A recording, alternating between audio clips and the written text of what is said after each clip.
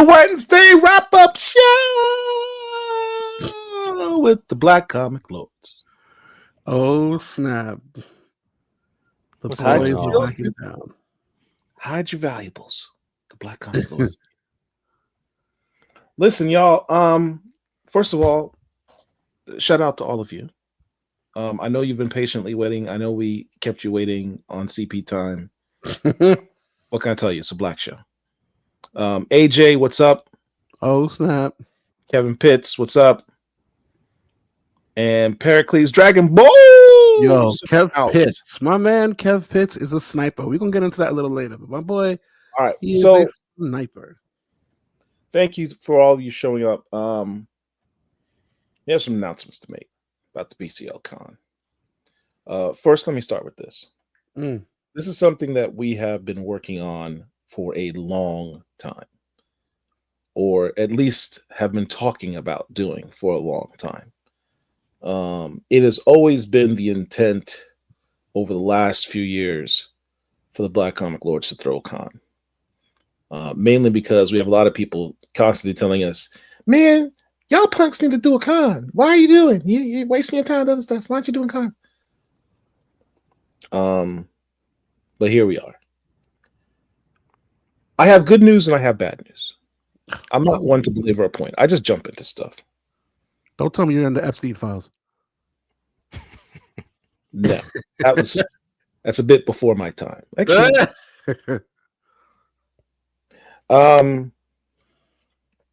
here's the thing. Bad news.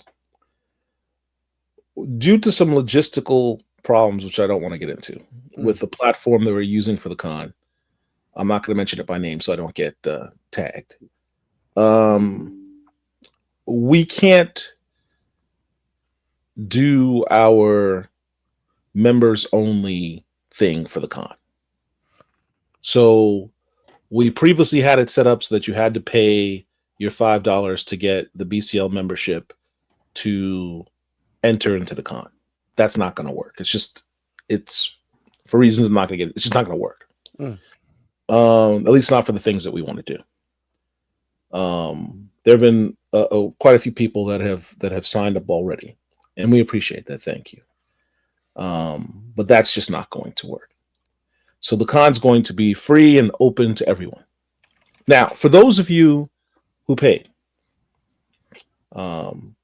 we'd be happy to give you your reimbursement of your $5 for the month of November for the membership. All you need to do is email us at blackcomiclords@gmail.com and we will PayPal you back your $5.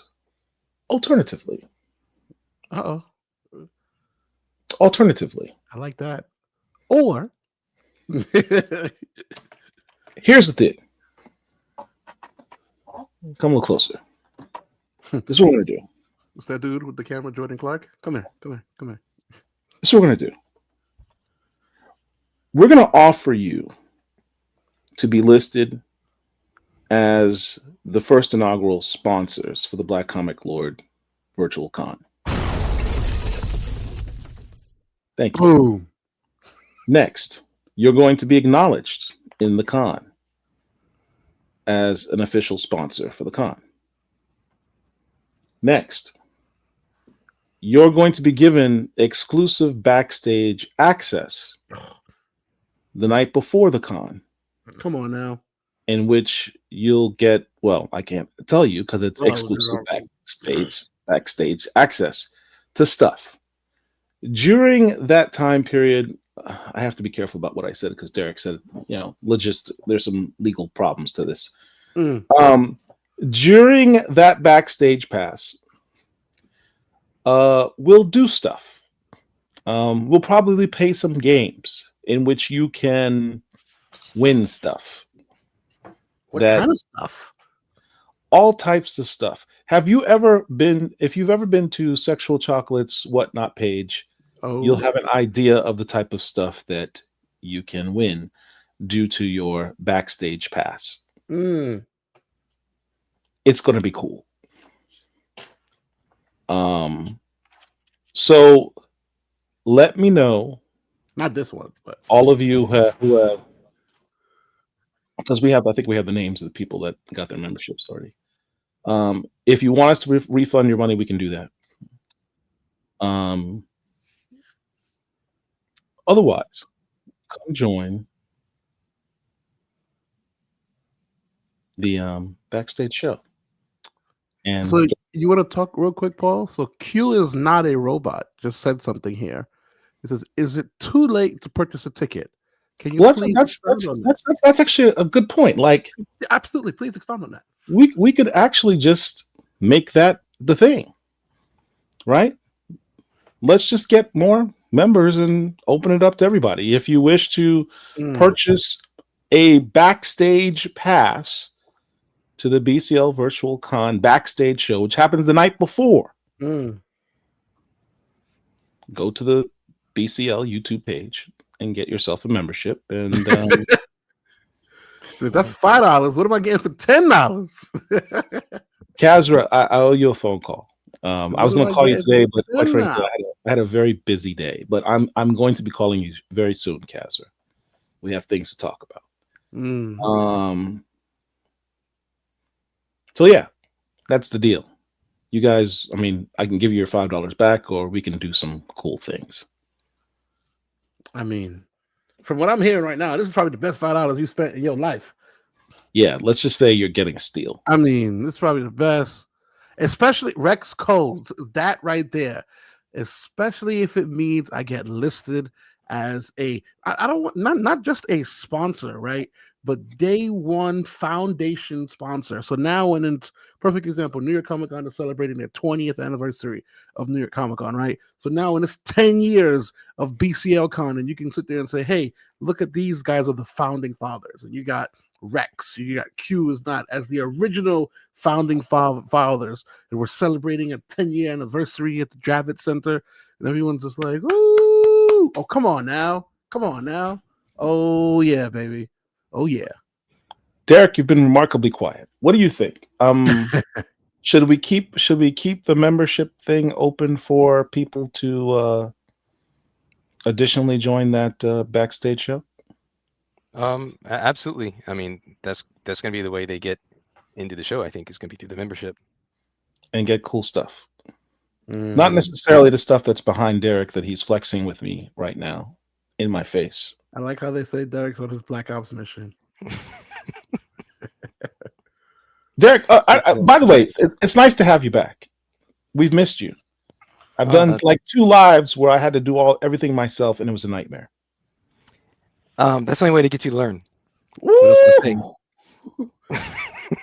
Woo! Yep, there you go. Q is not a robot. Founding father. You got it. Listen. You know what I learned, Derek? I learned how much I appreciate everything you do for BCL. Aww. I'm giving you your flowers now. Thank you, Paul. I appreciate that. Guys, a virtual round of applause for Derek and the work that he does for the BCL boys and girls. Y'all know what you call that? Girl. Okay. I like it. Felix Raboom says, "I still can't be in the group. Why can't you be in the group? Was he banned or something?" I mean, no, he's on Facebook. He can't be banned if he's on Facebook. You're in the group. What are you talking about, Felix? Does he mean the Founding Fathers group, like in Attack of the Titans? I don't know what he's talking about. Nonetheless, who doesn't want to be a Black Comic Lord founding father? Let us know, Felix, what's going on. What's the issue? Who doesn't want to be that? I mean, come on now. Yeah. You can be an official sponsor for the Black Comic Lords Virtual Con by gaining membership. Go to the YouTube page, get your membership to BCL, and you'll get exclusive access to our backstage show the night before. Come on now. I don't know who may show up. People may show up. I don't know. Maybe not. I just had a sick idea. Oh, man. Okay. Yeah. We're going to have fun. You see how I just planted that seed into Chocolate's head? Oh, we're going to have fun if that's the case then. Okay. Because, Paul, logistically, Saturday, we know what's happening. But Friday, hey. Friday, we're going rogue. It's behind the scenes. Listen, We can literally do whatever we want. We don't even have to just- worry about YouTube like limits. Like you can't say this, you can't do that. We're gonna have to have NDAs being signed. We could be our. I could be 100% myself. Which so you're not at full power right now. This is not Paul at 100%. I am never 100% myself on this thing. When I try to do that, the rest of the Black Comic Lords pull me to the side and say, "Yeah, come here." Oh, you're being too black. You can't do that. You can't. You went full black. Okay. Yeah. We like it. Nonetheless, can't wait to see it outside it. But no, Paul, Derek, happy to see you guys. Yeah, good to see you too. Yeah. You too. Very happy to see you. Another week on crazy the books. week, comic week. Yeah. Derek, I wonder, can we give them a glimpse of who's going to be at the con? Oh, we can do that. Let me just. Can we do a roll call? Pull that up. Okay. Roll let's call. do that. Let's do it. Give me just a minute. So, by the way, I'm going to share this link in the chat right now, so you all can look at it along with me. Right. So this is a flyer you can download to view the complete lineup for the show. By the way, guys, feel free to share, post on all platforms. BCL Con. Let them know. Let them know that it's going to be live, virtual. Literally just wake up, brush your teeth if you choose to, do what you want. Hop on your phone, tablet, your web. Steal it from your neighbors. Hop on down, baby. We're going to be here December 6th. Get it how you get it. I'm re-sharing this show as we're on right now. There we go. So, so this file I shared with you all, we've got page that gives us a little bit about some of the key items on our agenda for that Saturday, December 6th, 2025. And as Paul, don't show them that. Don't show them that. Don't show that. Okay. No, don't show that. Okay. Just go to the lineup. Just go to the lineup. All right. He's like, no. We've got Sanford Green. My guy, Sanford Green. We've got Jeffrey Thorne. And please ignore the mention of Red Jack Studios. That should be that needs to be updated there. So ignore that one. Winterman Project. Yeah. And Kiana Whitted. Kiana Whitted. Are you kidding me? With the Whitfield. But there's more. Our boy Big Phil. Where the hell is Phil? He's resting. Yeah. He's resting his collections. That's what happens when you're old. He's going to make you pay for that one. Here you go, Dennis Cowan. The Goat Cowan. I never say the words Dennis Cowan without saying the GOAT. Sebastian Jones, Stranger Comics, one of the most successful guys in the game. One of the most successful indie guys out there.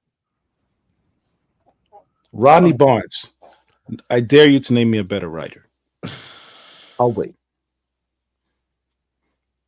Marcus Williams, legend in the indie sectors. One half of the legendary Tuskegee years, baby. Hold on. Marcus Williams. You know what? We'll talk about that later. Let's go.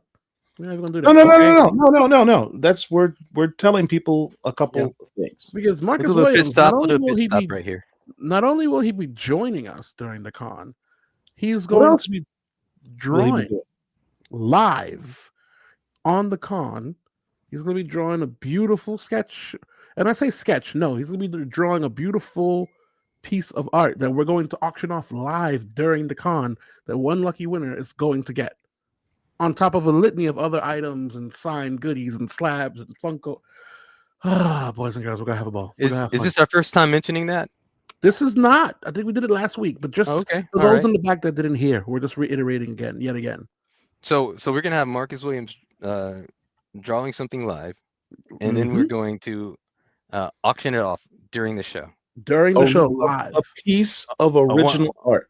Look, let me explain one of a kind drawn in front of the whole audience. Oh yeah. Let me explain something to you. Something we've talked about in this space before. It's cool to have your slabs with your 9-point 8s, you know, I'm a 9.8 baby. and it's cool to have your cool variant cover. Sure, you can do that. It's cool to have. Watch the flex. Watch the flex start showing. It's cool to have your remarked comic, you know, by your favorite artist. It's cool to just have classic, hard to find stuff. I mean, it's cool to have all of these things, but at the end of the day, none of that will ever reach big time flex exclusivity, the uniqueness, if that's a word, and the flex of original art. One of one. When you're ready to get your collection, your comic collection, to the big boy level, you'll get into original art. And you can own an original piece by the great Marcus Williams at the con. So, yeah, you might want to show up for that. I mean, everyone's going to have a shot. Everyone will have a shot. Who else we have? The mayor of comics. The Ill Master. Joe Illich. Literally. Let me tell you a Joe Illich story. I go to New York this past June for my birthday. And where else would I want to go for my birthday but to my hometown? And go check out the Schomburg. Call up Chocolate. Say, Chocolate, come to New York. I'm going to Schomburg. Let's link up. Call Joe Illich. Joe, coming to Brooklyn. You live in Brooklyn. Go to Bulletproof. See Joe at Bulletproof. See him at Schomburg. I'm talking to people at Schomburg. Now, understand, this past June wasn't the real Schomburg. That's a whole nother story. We'll talk about that when the con's done. We'll do a whole thing. Trust. It needs to be talked about. But the Schomburg-like event that occurred in June. I'm staying quiet. A little bit of shade. I'm walking around talking to various creators. And ostensibly, I say, hey, I'm Paul Wade Davis of the Black Comic Lords. Just want to introduce myself. I want to, take some photos and interview people, etc. That's great. That's great. Do you know Joe Illich? Yeah. You should talk to Joe Illich. If you want to talk about this stuff, you need to talk to Joe Illich. Yeah, okay, I've talked to Joe Illich. And that just kept popping up. Do you know Joe Illich? Yes, I know Joe Illich.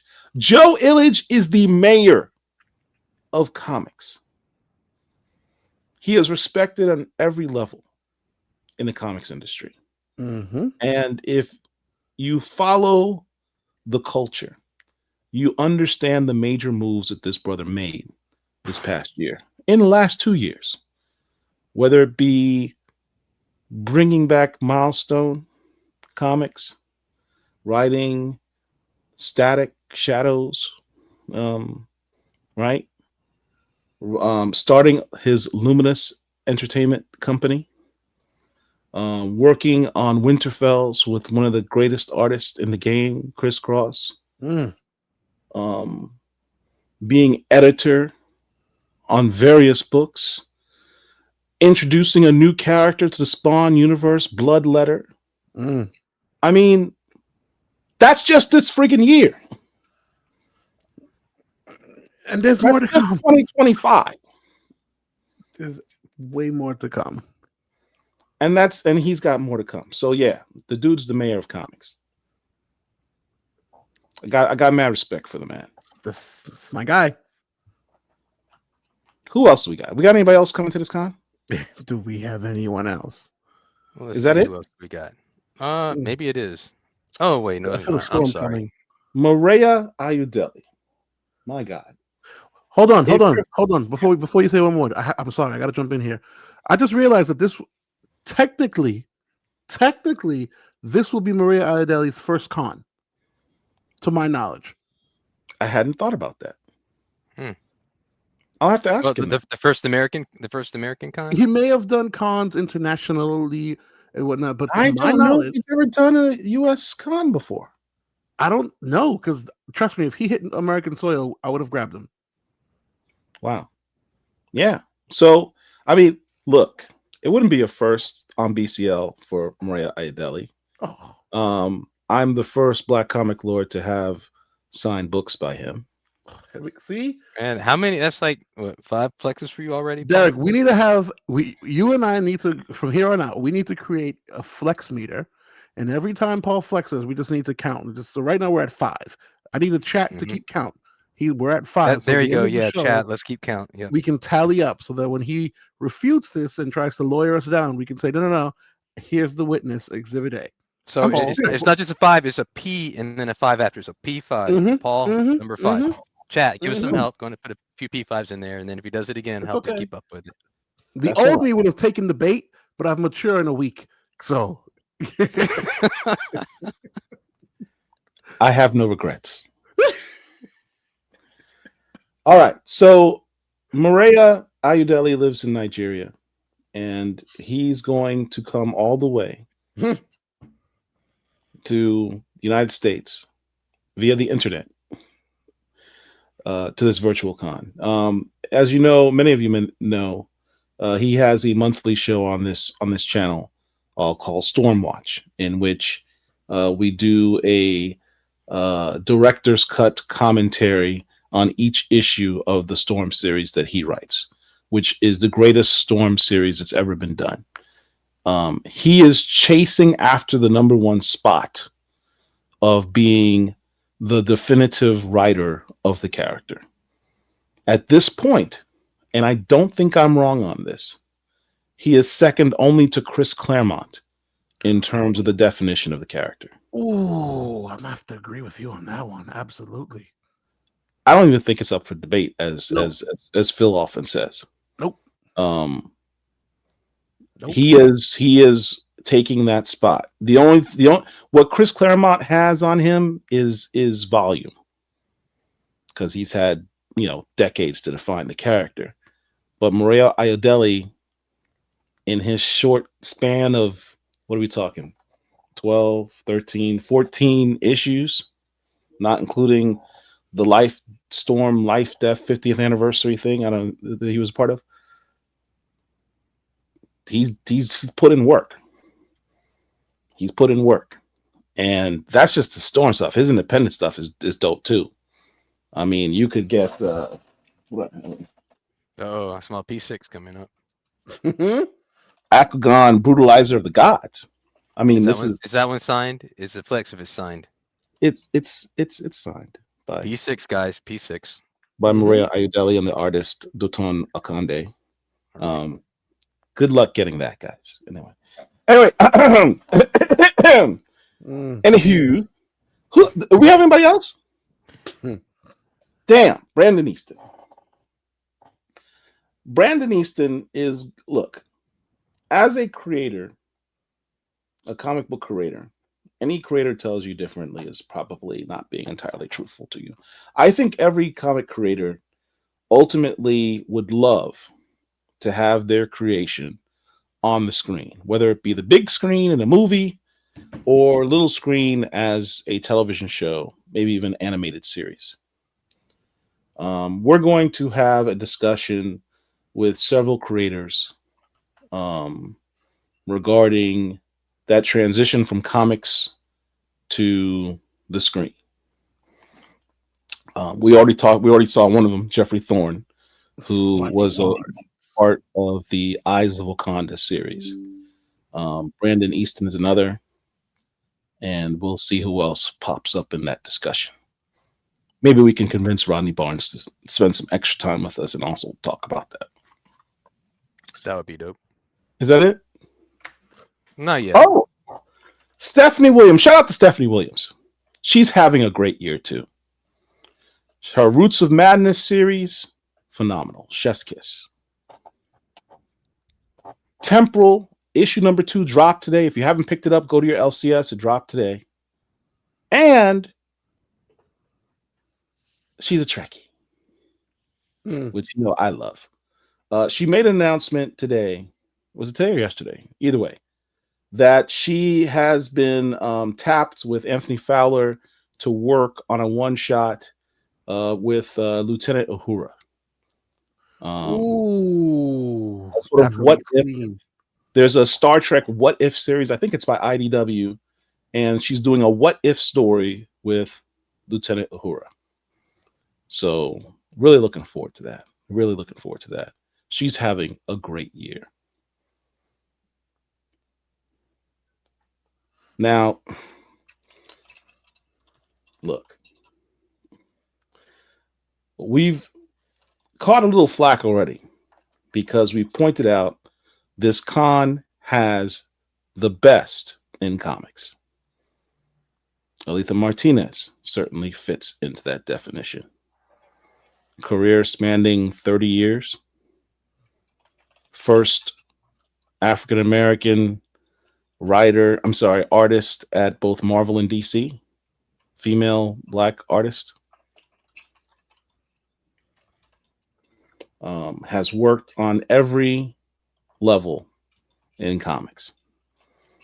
There is stuff that she's worked on a lot of people don't even know. She doesn't even get credited on it. I found out she did a lot of work on the most famous, arguably, Black Panther series of all time with Christopher Priest. That was her. Those backgrounds? Uncredited.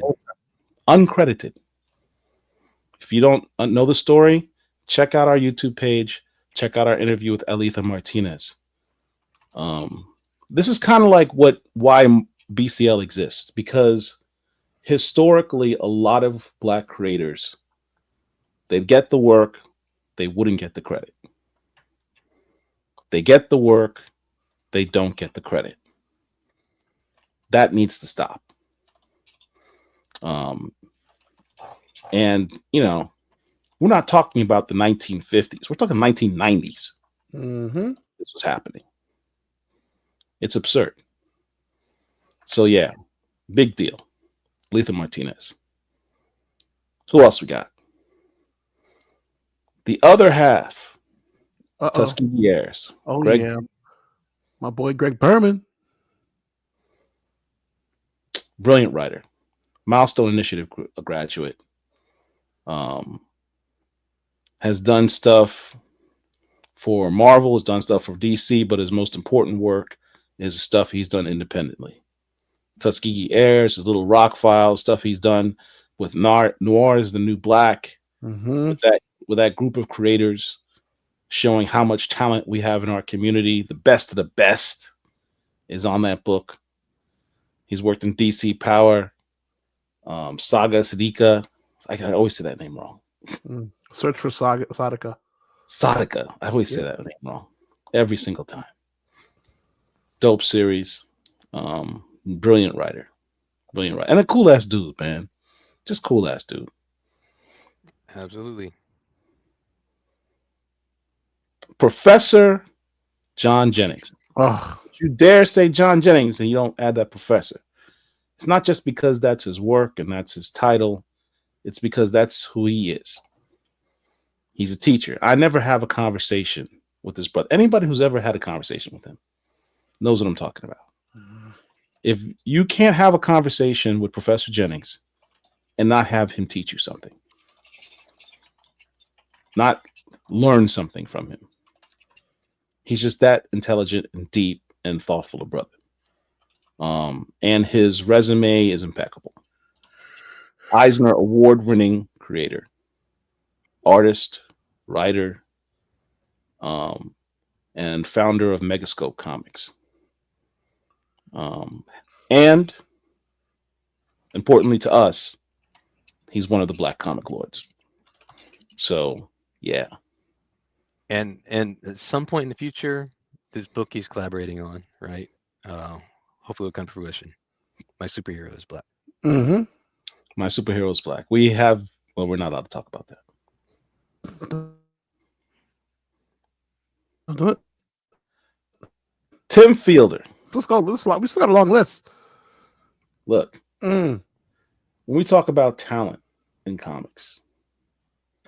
There's hot writers, there's hot artists. It's rare to have someone who's great at both.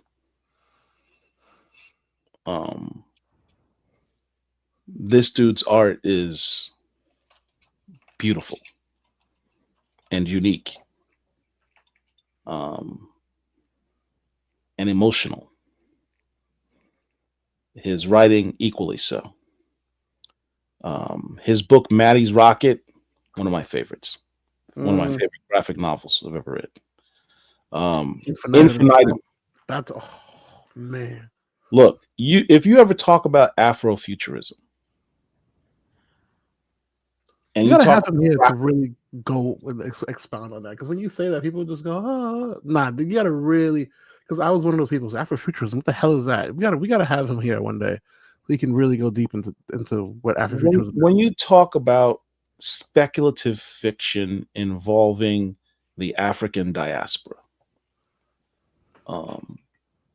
think of it as what if scenarios for people of the African diaspora. You can't have a conversation about Afrofuturism and graphic novels and comics and ask yourself, what is the best example of that, and not mention the word infinitum. If you do, it's not a real conversation. It's one of the best books in Afrofuturism that's ever been done. Period. Stop. I kid you not. Ray Anthony, I love this dude. Ray Anthony Height? Yeah. I love Ray Anthony Height, man. We talk about talented people in our community that are unheralded, don't have nearly as much accolades and notoriety for their skill level.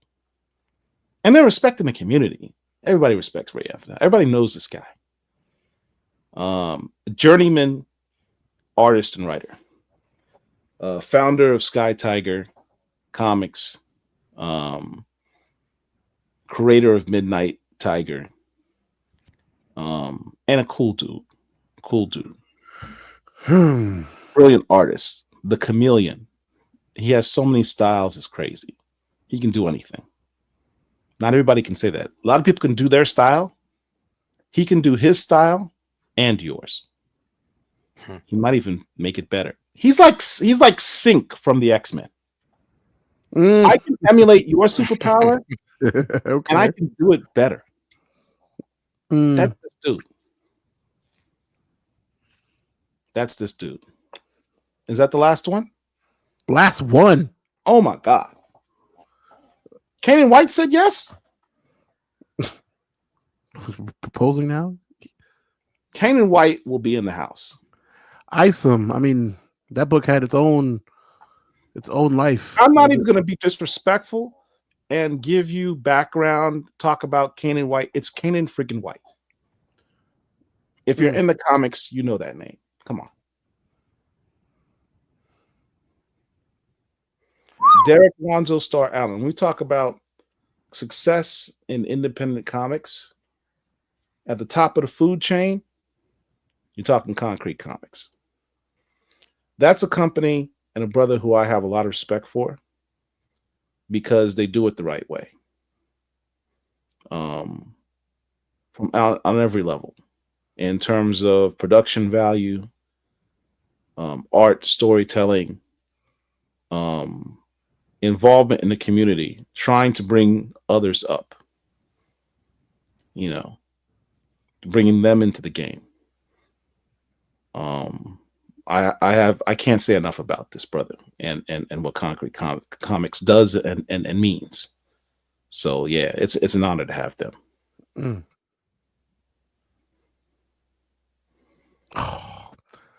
Talk about talent in the community. If I tell you to name the top 5, maybe 10 comic cover artists in the game today, you can't have a real conversation about that and not mention this brother's name. You just can't. He's one of the top cover artists in the world. And that's not even an exaggeration. I got a bone to pick here. Yeah.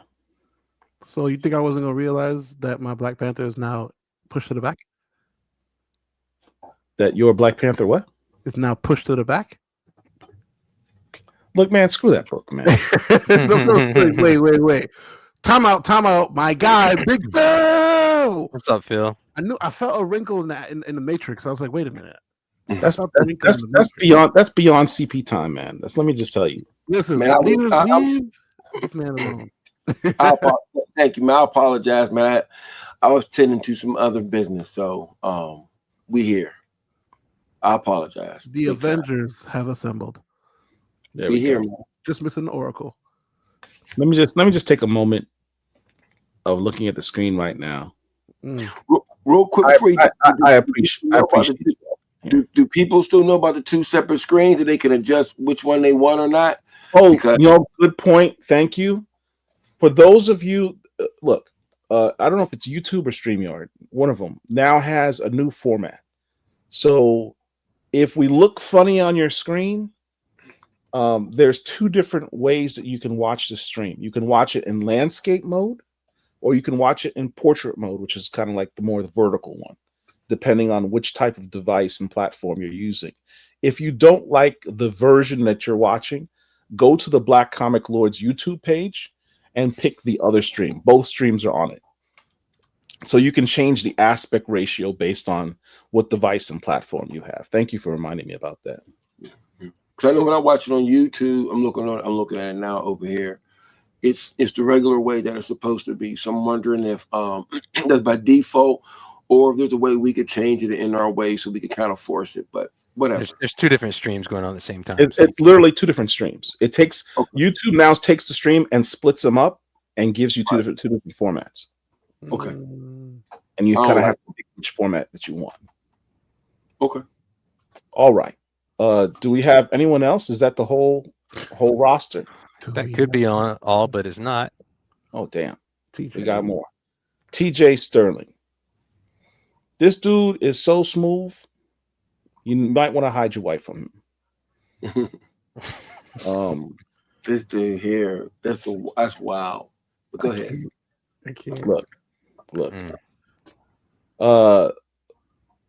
Brilliant writer, founder of Ray Comics. We had the honor of interviewing him like a month ago about his new book, Mansa, the Lion of Mali. Brilliant book, man. Brilliant book. Art fantastic, writing fantastic, material of what the story is about fantastic, and original. No regurgitation of I'm Captain Ankh fighting for the drug dealers in the neighborhood for the hood. It's not that story. Good. We've seen that time and time again. Right. This is a story of substance, and it's historically based. And when you see the references, these brothers that him and his partner Adi, they dropped these they did research, they did their homework, and they dropped these Easter eggs and references that make you go, man, I wonder if that's true, because that's crazy, that's fantastic. And you look it up, it's like, oh, that's real. Right.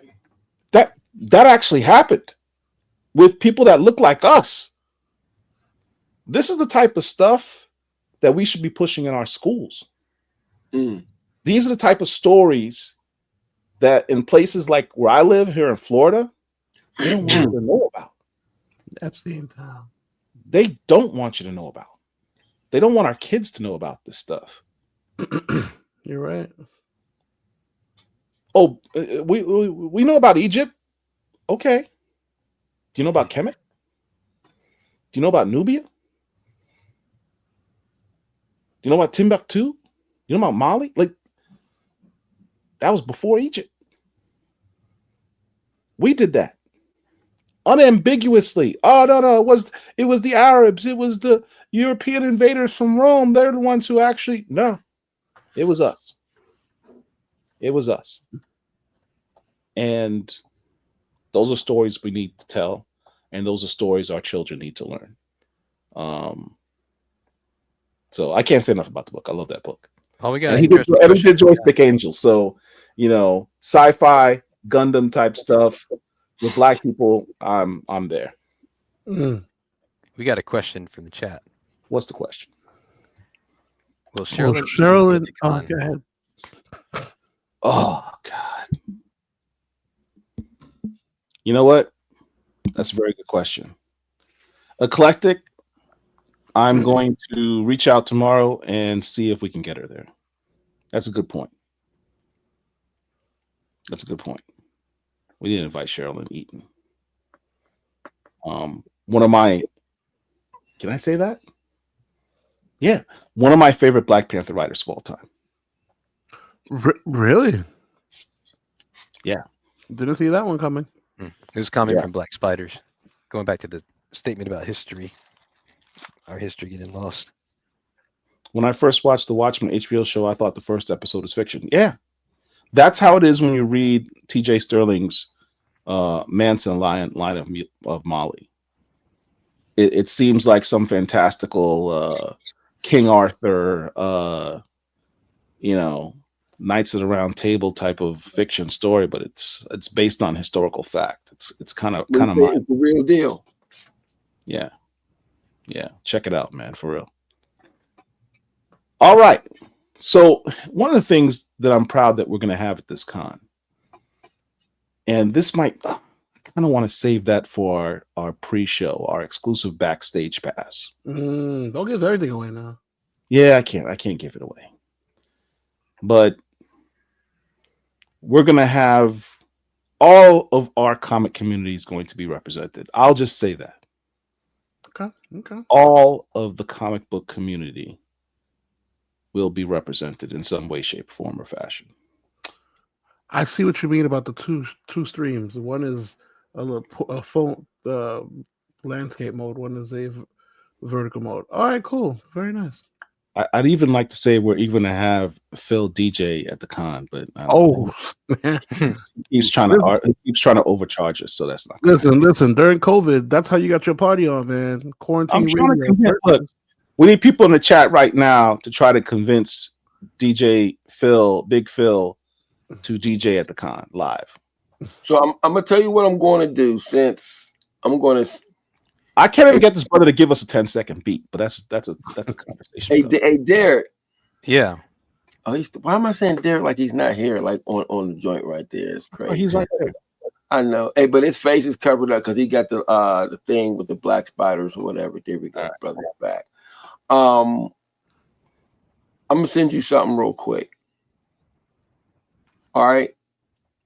And, all right.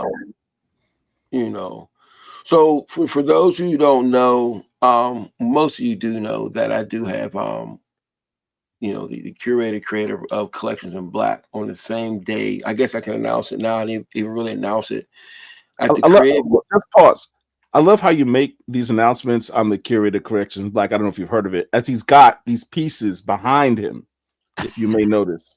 So when you talk about my little 6 flexes, understand, and I talk about if you want the ultimate flex, have original art, understand everything that I said is outflexed by his flex right now. Well, but you know what? But you know the difference? Phil came through and was very quiet about it. So Phil, full transparency, you just joined here. So we, myself, Derek, and the chat are keeping a flex meter.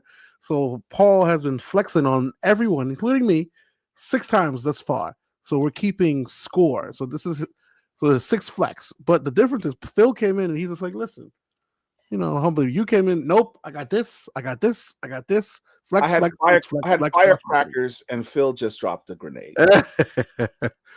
I mean, I didn't mean to, man. This is just regular. You know what I'm saying? I didn't mean to. I just happened to have these on behind me.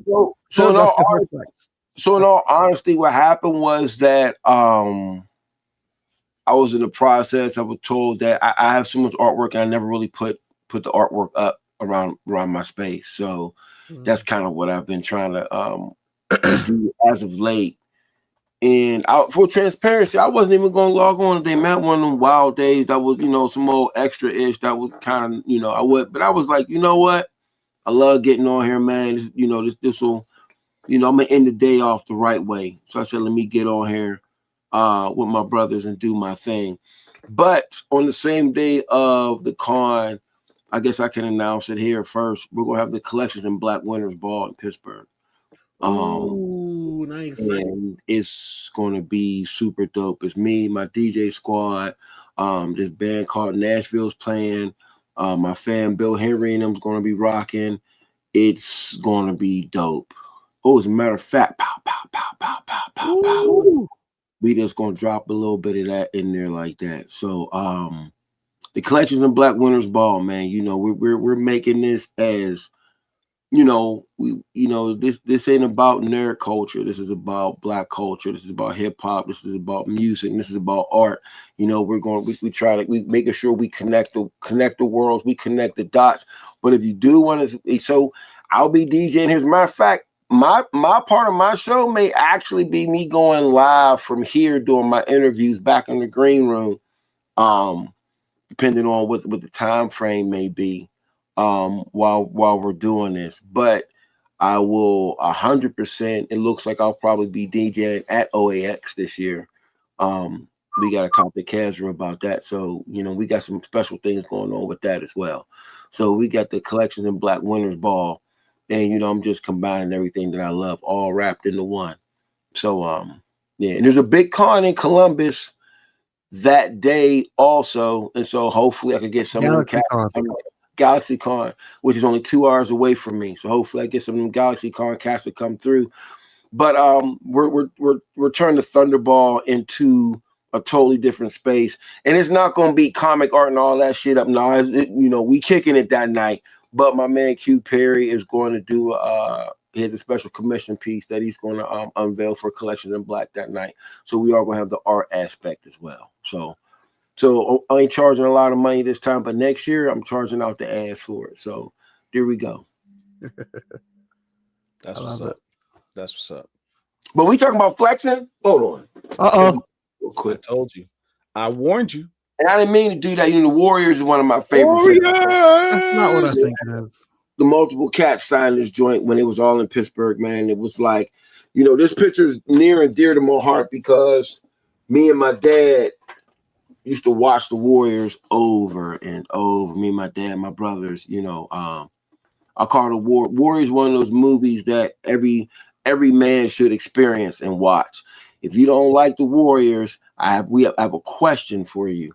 And when I talk about loving the Warriors, we're talking about the original version, not the version when they kind of like changed up the sequences and had like these comic pages. I'm talking about the Warriors. And the Warriors is just a movie that's personal for me. It's a personal movie for me. So that's why I had to get you. So Paul, you definitely have 6 flexes with that one right there. Look, I don't know if that counts as 1 or 2 for Phil. Like that counts like 2. I would give it a 2, but I mean, we could give it a 1. Is it quality or quantity? Is that what we're measuring? That's the question. I mean, you know, Phil's come on and give it a 1. I mean, this what we doing. We'll do more. That's 2. Another one. Hold on. Before we begin, ladies and gentlemen, we have now entered the battle portion of tonight's festivities. We have 2 contenders, DJ Big Phil and Paul from the Black Comic Lords. Let's do it. Take your bets. The show is on. I have ready to rumble. I have nothing prepared. So this is from Bunny number 7. It is the first appearance. They had a black there was a black band that performed called the Solar System, and Solar was spelled like soul, like SOUL. So this was a crazy piece, and it's funny because this was wrapped up in a box, and I literally just unwrapped it because I had it in Collections in Black, and it hasn't. There's still pieces that I haven't taken out that I had boxed up since this summer. So this is one of my pieces. So we could go back and forth if you want to, Paul. Just so we can have some fun. Let's go. This is what it's all about. Let's go. We're going to treat this the way we treat the political debates. Thank you, DJ Paul, for your exhibition. We give the floor back to Phil from Black Comic Lords. Your turn. Oh, you guys, you're dyslexic right now. You said DJ Paul. DJ, I know. I'm losing. You know what it is? the flex is so hot from Phil. That's what I'm talking about. I get 2 on that. I get 2 on that. That's a doublemint fact. That's a doublemint fact. Hey, you see, Casual said we gotta get spotted. We spotted Paul 6 points. listen. I definitely do not want to have that fight with Phil. Because one thing I will say, and I think Paul kind of echoed that sentiment earlier when we were talking about Marcus. No, Paul got some heat now. No, but hold on. You're right. Paul got heat. But specifically, there's a level of heat, right? So level 1 is like, yo, I got a comic. Level 2 is like, yo, I got a sign. 3 is I got a slab. You guys are level 4 and 5, original art. That's a different. Oh no. See, I'm tucking my chain in now. Once he brings out the black gloves, it's over. That's him reaching into the vault. That's not even fair. So you know what? I'm just going to do some easy stuff since Paul. Easy stuff. And I came in late and I missed that y'all was going crazy on the stick. So, I guess it's I'm glad I logged on today. I appreciate it. Why you gotta have him pull out the black gloves? I'm not going against Phil when he pulls out the black gloves. Paul, I believe you had a package that came in. The Oracle is here. I believe you had a package that came in that you would like to partake in as well. You talking about like the sealed milestone trading card box? That one? Whoa! Stop! I have milestone trading card boxes. I know the color. I know the shape. That milestone or is that tribe? Stop! That's entirely different. Oh, this is tribe. I'm sorry. I said milestone. I meant tribe. Joe is my mentor. That's why I was like, wait, I know all the milestone shapes. What is that? Because it does not come white. I was referring to. I did not know Tribe had trading cards. The Tribe trading cards. I'm about to call Todd Johnson. I didn't know Tribe had trading cards. Yeah, in its original seal, it hasn't been opened yet. Okay, so that's 7. Okay, what's the count now? Derek. P7. It's P7, I believe. And I'm pretty sure the BP is going to increment upwards as well. I'm just going to be the commentator this evening. At this point, we are just here as moderators to keep the show going. Like usually when the battle is on, you say the gloves are off, but Black Comic Lords, the gloves are on. Ooh, I like that. I like that a lot. Yeah, Phil, let me put the gloves on before I touch this hotness. I'm gonna let you do the thing, Playboy. Boys and girls, I'm legitimately taking notes right here on the pad. No, he got his chair. That's not fair. I have to go to the other side of the room and start finding stuff. Wednesday night will now be considered. So what happened was, to be fair, what happened was that I got 2 boxes of those, and I wanted to bust out with them, but then I said I'm gonna let you have that one. Yeah, because I already know he's gonna say, because technically his are signed. No, actually, Strowman won't sign them. Why? Todd signed it though, right? Strowman won't sign them because he didn't make enough money off of them or something. Mm-hmm. Really? They didn't shave. Yeah, you're absolutely correct, Everyday Adams. I got so much, it's like within arm's reach. Everyday Adams. I got a Brian Stillfree. I got a Brian Stillfree sketch joint. Whoa. Just some sketches that I got from him one day when I in Baltimore. Oh, wow. Okay. Wow. If you're keeping score, that's Big Phil BP3. Yep. And P is it 7? I mean, we're gonna knock all the heat out real quick. Oh wait. We have to allow 4. We have to allow one another to at least fight back. I'm my bad. Go ahead. He's double flexing. Yeah, we have to allow to at least fight back. That's a compound flex. Yes. So you know what? We can take a point away from me. Take a point away. We will not, because I'll let you have your little point. That's all right. Any flex with a pink shirt on it, it sticks. But Derek, I need you to understand that Phil is so confident he's willing to allow points to be deducted. I saw that. We could take one up. That was a flex in itself. That's a point. That's just a practice flex. I'm just trying to be fair. Well, I mean, you pull out a steel freeze joint, so of course I got to show my steel freeze joint. Oh, come on, that's not no. Okay. Now you're gonna activate Phil. See, now you're gonna activate him. Oh, he activated me. I'm jealous of that piece. See, I mean, if we're doing compound flexes, I mean, I could also go Sanford Green, or I could go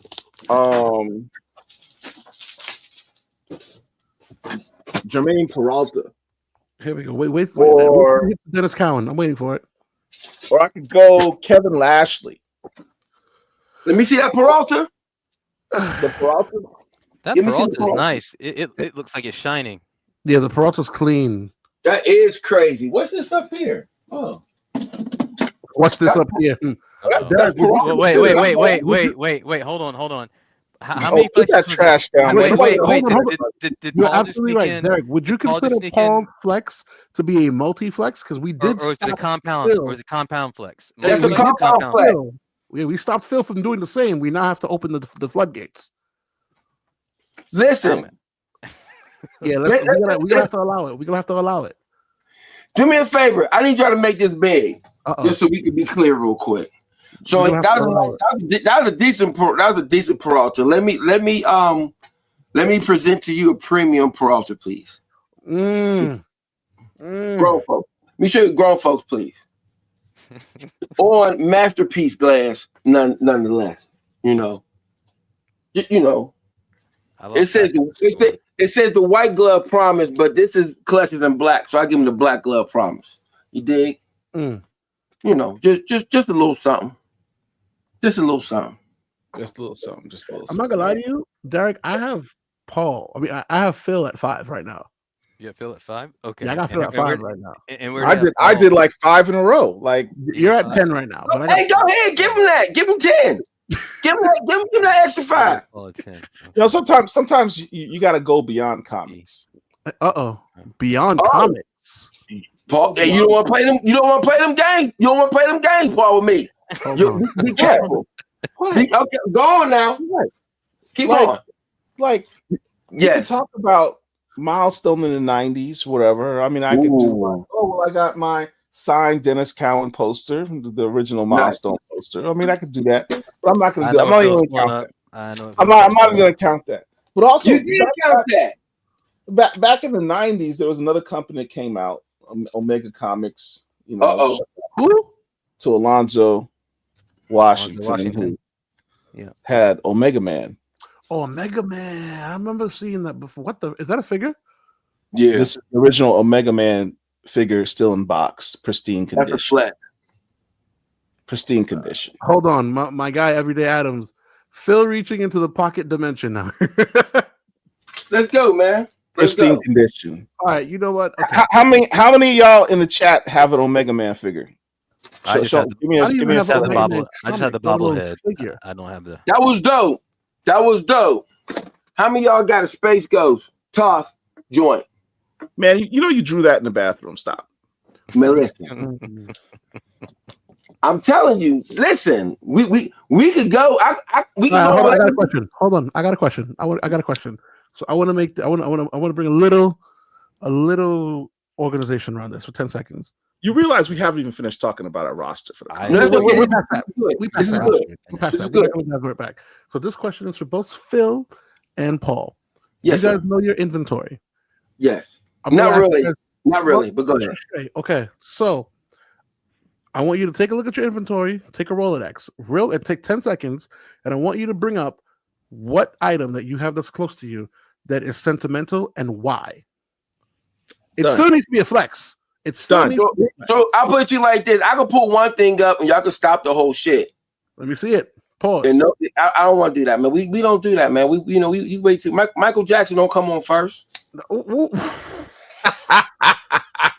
look, hey, Paul, here's a good question. Look at this question. Oh, eclectic blurred. I mean, to answer that is not have flex off sucks. I mean, actually, it's a very good question. Will be dope. There will be a part of a con that's there's a collector's part. Damn, Phil, can I get a word? Yes, there'll be a collector's part. He's excited because that's one of his segments. Yeah, there's going to be a collector's segment. Phil's going to be a part of that. We're going to have collectors at various levels who are going to show off their collections. Phil, as I mentioned that, you know who we need to invite to that? Who? Mike. I thought we were going to. Oh, well, you know who we really need to get for that? Honestly, Guru.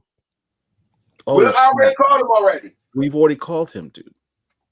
We Why do. are you letting all the secrets out on the air? Oh, I'm not That's doing for that. that's for the backstage pass people. I'm gonna text his ass right now. Why are you? Technically, you're the one who just. I didn't say his name. I did not say his name. I said what the show was. I didn't say who was going to be our special guest. I never said he was going to be. I didn't even know. Listen, how did I know that one of my friends is going to be there? How should I know?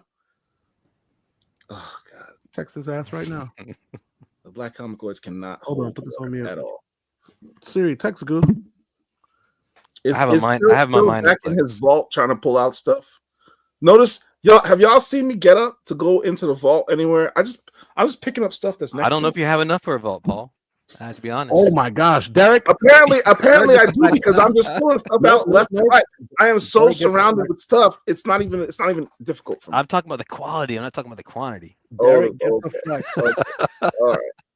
Derek gets a flex. Derek can use his MIB neuralizer. That wasn't a flex. What was that? Whoa! Stop the clock! Stop the clock! My guy, the great one, Sanford Green is here. Not only is he here, he literally says, "Invite me to the battle." Tell him to come on. He sent you a link right now. Matter of fact, forget the battle. Bring him up now. Bring him up now. And Sanford, while you're here now, please check your email. Hold on. I don't want no beef with Sanford. Listen. Sanford is my guy. Listen, he's down with all the smoke. I mean, we could go though. Listen, Sanford's down with all. I'm gonna send him the link right now. Hold on. I'm gonna tell you. Sanford may be talking about coming in for the collecting portion of the joint. No. Oh, I thought he wanted to be live. Send the link. Let's see what happens. Let's see what transpires. He's not gonna jump in, man. You know, Sanford's busy drawing the next big thing. Listen, if anything else, if we get him to come on and throw some, I mean, art wise, Phil, can't nobody he's go here now in the chat. So he, as busy as he is, he's here. Rocky, he can be anywhere in the world, but he's here with us. That's my brother right there. But Sanford, no, I ain't scared of nobody either. So let's go. Listen, Sanford, listen. Oh, wait a minute. The only thing is, though, I don't want to, because I ain't get to kick it with y'all in New York, so I don't want to talk about it. Hey, listen, let me tell you about that. You know what? This is a flex. This is not a flex. This is a trigger. This is not a flex. This is a trigger. A trigger. I already know.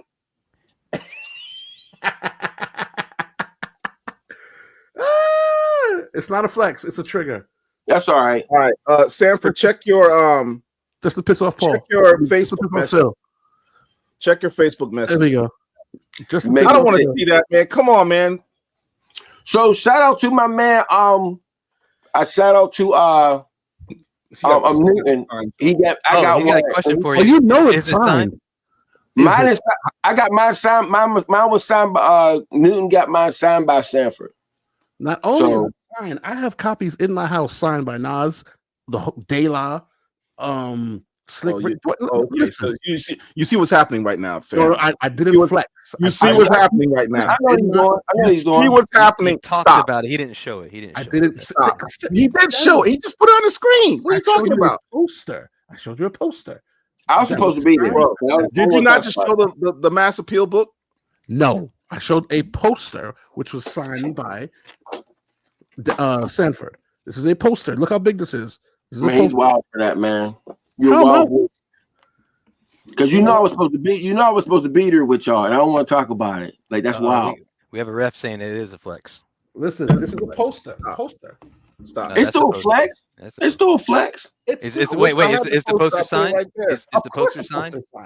That's a flex, man. That's a flex. It's a flex. Stop. That's an SC1. No. Oh no, Eclectic Bird. SC gets 1,000 for all the rappers' names. 100,000. He'd give me 100,000. Oh my goodness. That's kind of facts. That's kind of facts. Technically, if I'm not gonna say it. Because this one, it's a flex, but it's a flex because of what happened and how it happened. It's not a flex in terms of an item. So I'm gonna leave it. So Paul, you done? Or you finished? Or you got more? I was asking. I'm gonna keep this one tucked, just like Jada keeps the verses. This one piece that was sentimental to me. Well, Derek, you got some heat too, man. Stop playing games. Oh, you know, Derek's 007 heat has is right behind him. My It's all chain about is him. my chain is man. tucked. You know, I don't have anything new. I've Don't been buying untuck, buying man. You trades got a bunch lately. of heat. Talk about them joints you got on the wall, man. You got some heat back there, man. Quit playing games. Mm-hmm. Which one you want me to talk about? Oof. Notice he said which one. Here we go. Talk that shit. Derek's Understand know. what just happened. Talk about it. Understand what just happened. Talk about it. Phil said, "Why don't you show some heat?" And Derek is like, "Oh, I don't have any heat." He's like, "Stop fronting, show us some heat." And Derek said, "What was his response?" I said which one? Which one? Which just asking. one? Derek's new name is Which 007. one? From That lets you know how much. That lets you know how much heat Derek has. Derek's new name is I tell you what, Derek. I'm gonna give y'all something. Since we're all around collectors, right? We just collect some of the hottest stuff, and we're all about the history.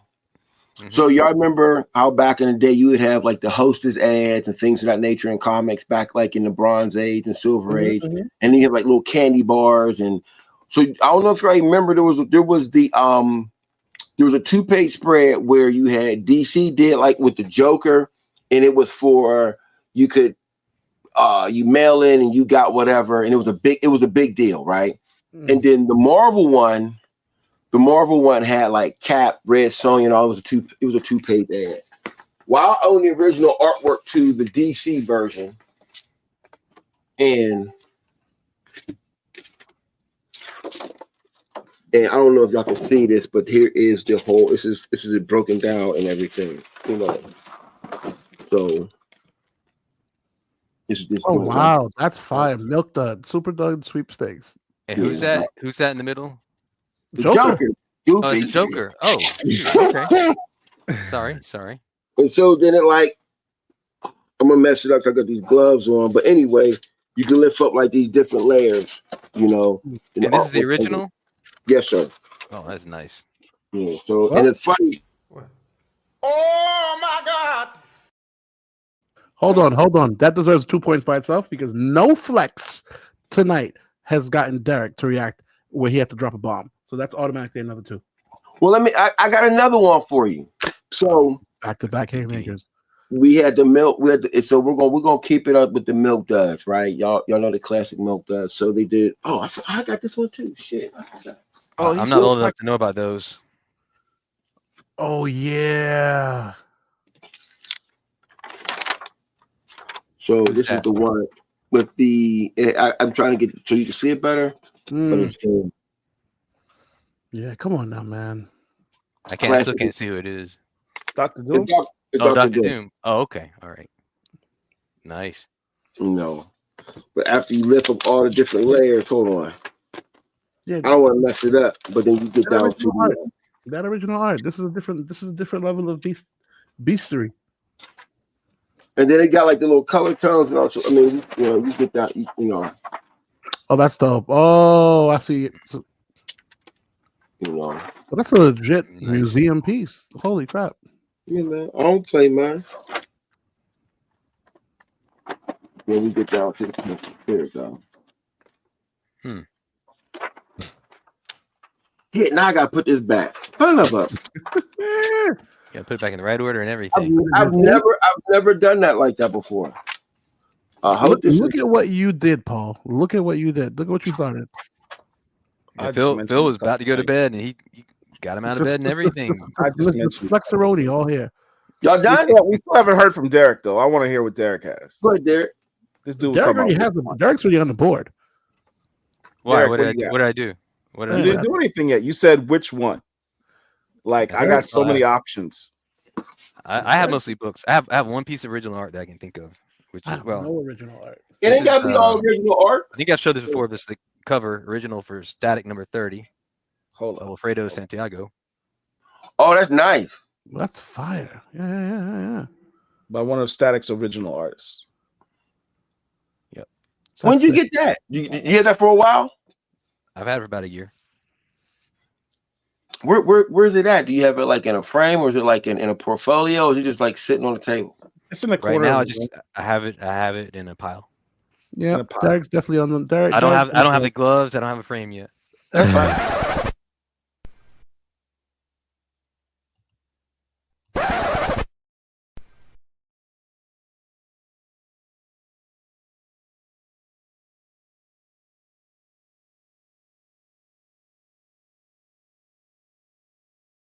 Out of control.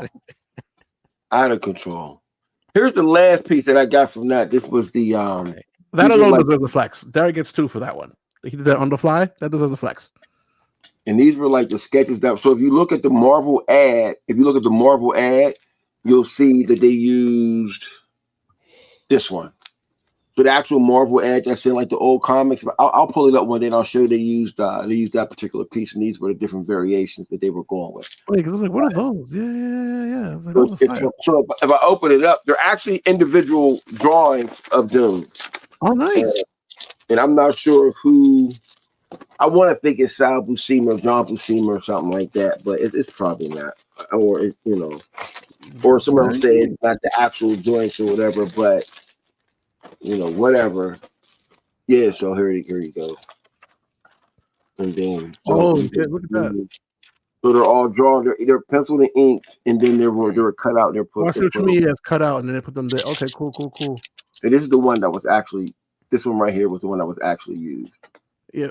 So we got to stop Phil, because I don't want Phil to give away some of the collections in black, because this man got some goodies. Oh, this ain't even in collections in black. This is collections in the crib. So you got your own little you got your not little, but you want your own spinoff collections in the crib. Collections in the crib. There you go. So nobody see Paul sitting there scurrying and digging through his crates. I mean, they got tired, man. They ran out of stuff. That's cool. Always see Paul's back. Like, nobody see Paul. Well, I just got little things I'm just looking at. I ain't even going to the comics though, because we get to the boxes now. Oh boy. I didn't go to the boxes. That's too much work. Let's not forget we still have a lineup to finish. We mentioned you asked about something I'm sentimental about. Yes. I remember going into a comic book store. Okay. It's probably 1992. Damn, I was 5. Yeah. Sorry. And saw this, at my LCS, and saw this on the shelf. And I was like, what's that? Pulled it out. Saw all these faces on the cover of this book. All black faces. People of color. The hell is he about to pull out? Open the book up. Some of the greats. One of the persons is a goat. I'm sorry, I said one of the persons. That's disrespectful. A book of goats. Yeah. And then talks about, hey, you know what? Understand, it's 92. This is the time of Image Comics. Independent. Let's just screw Marvel and DC. We'll do our own thing. And that was the hot thing, Image Comics, because they had the hottest artists, the hottest writers. And they started their own company, creator-owned stuff. We'll screw Marvel and DC, and we'll do our own thing. Original stories, original characters. What if you did that and it was all black? The preview. Oh, shit. You know what that is? Oh, sorry to curse, but I know what that is. The previews for Milestone Comics that came out in 1992, a year before the book dropped, the first book dropped. That one hurts, Paul. You know why that one? You know why that one hurts me, Paul. I know that why that hurts. But you got to take it there, and it has. I already have 3, but I had a box of 8 of them on the way. And it has in it the original poster. No. Done by who? Trevor Von Eden, the co-creator of Black Light. That's crazy. Man, that's a super flex. See, now a lot of people forget that the first issue of Blood Syndicate was actually drawn by Trevor Von Eden. There's an interview here with Dennis Cowan.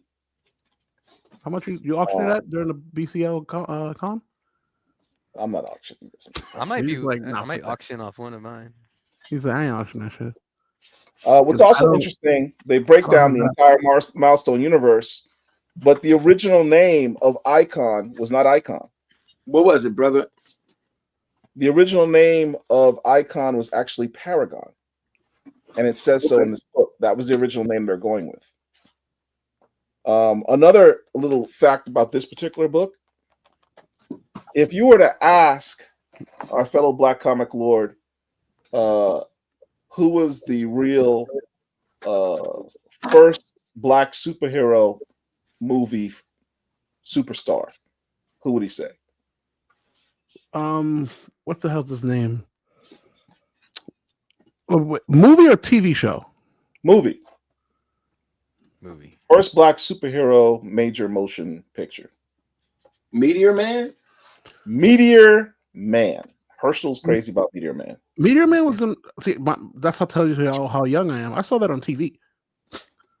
Yeah, man. By the way, Meteor Man comes out on Blu-ray. It's already out on Blu-ray. It's already out right now? It just came out? I think I thought it was December when it hits. Yeah, because that's why I was like, if you said TV movies, I was thinking, what's the name of the guy who played Mantis? He was also Carl Lumley. Carl Lumbly. There we go. Yeah. But here's that Meteor Man #1. Yeah, Meteor Man.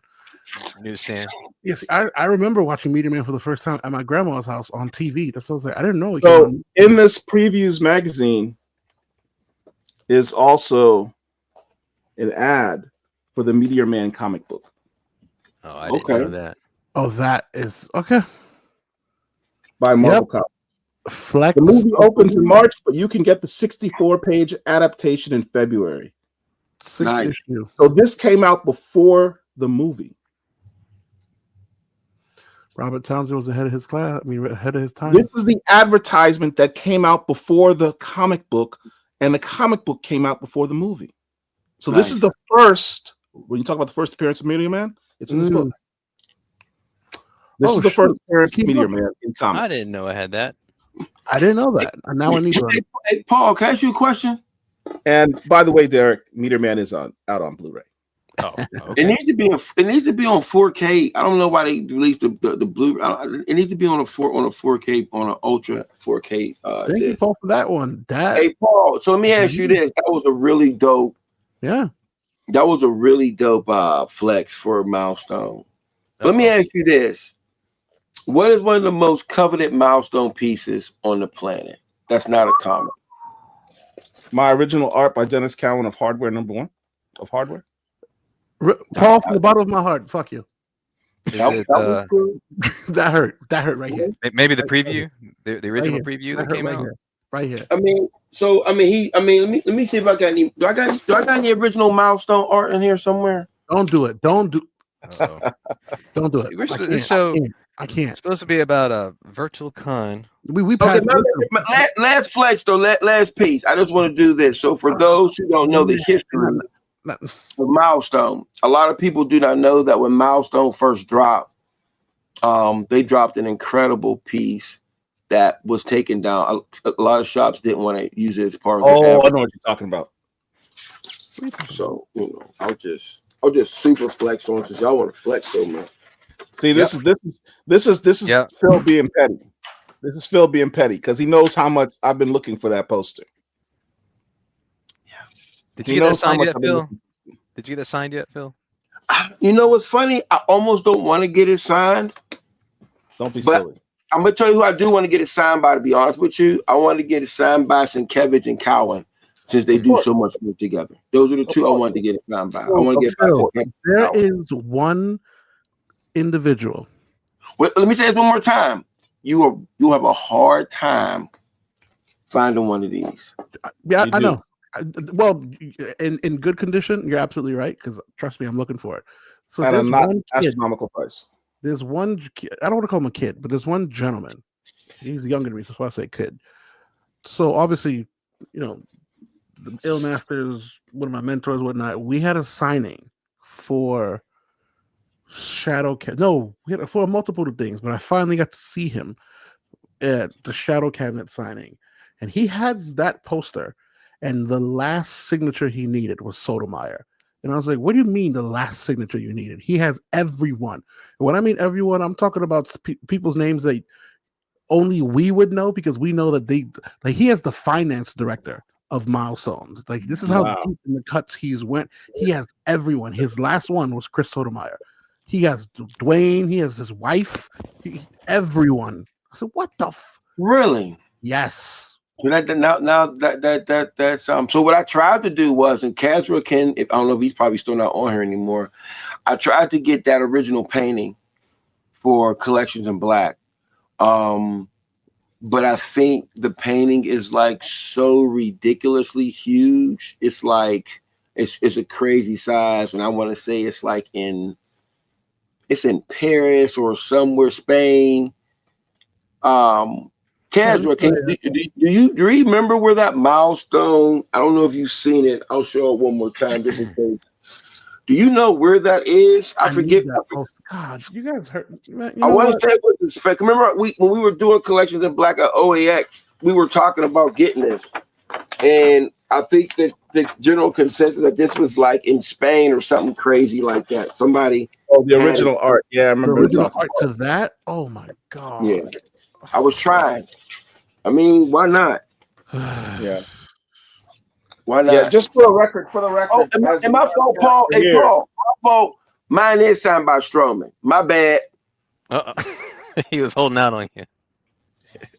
I knew it was. I knew it was. Why is Casper like that? Just so you know, because we have Casper here.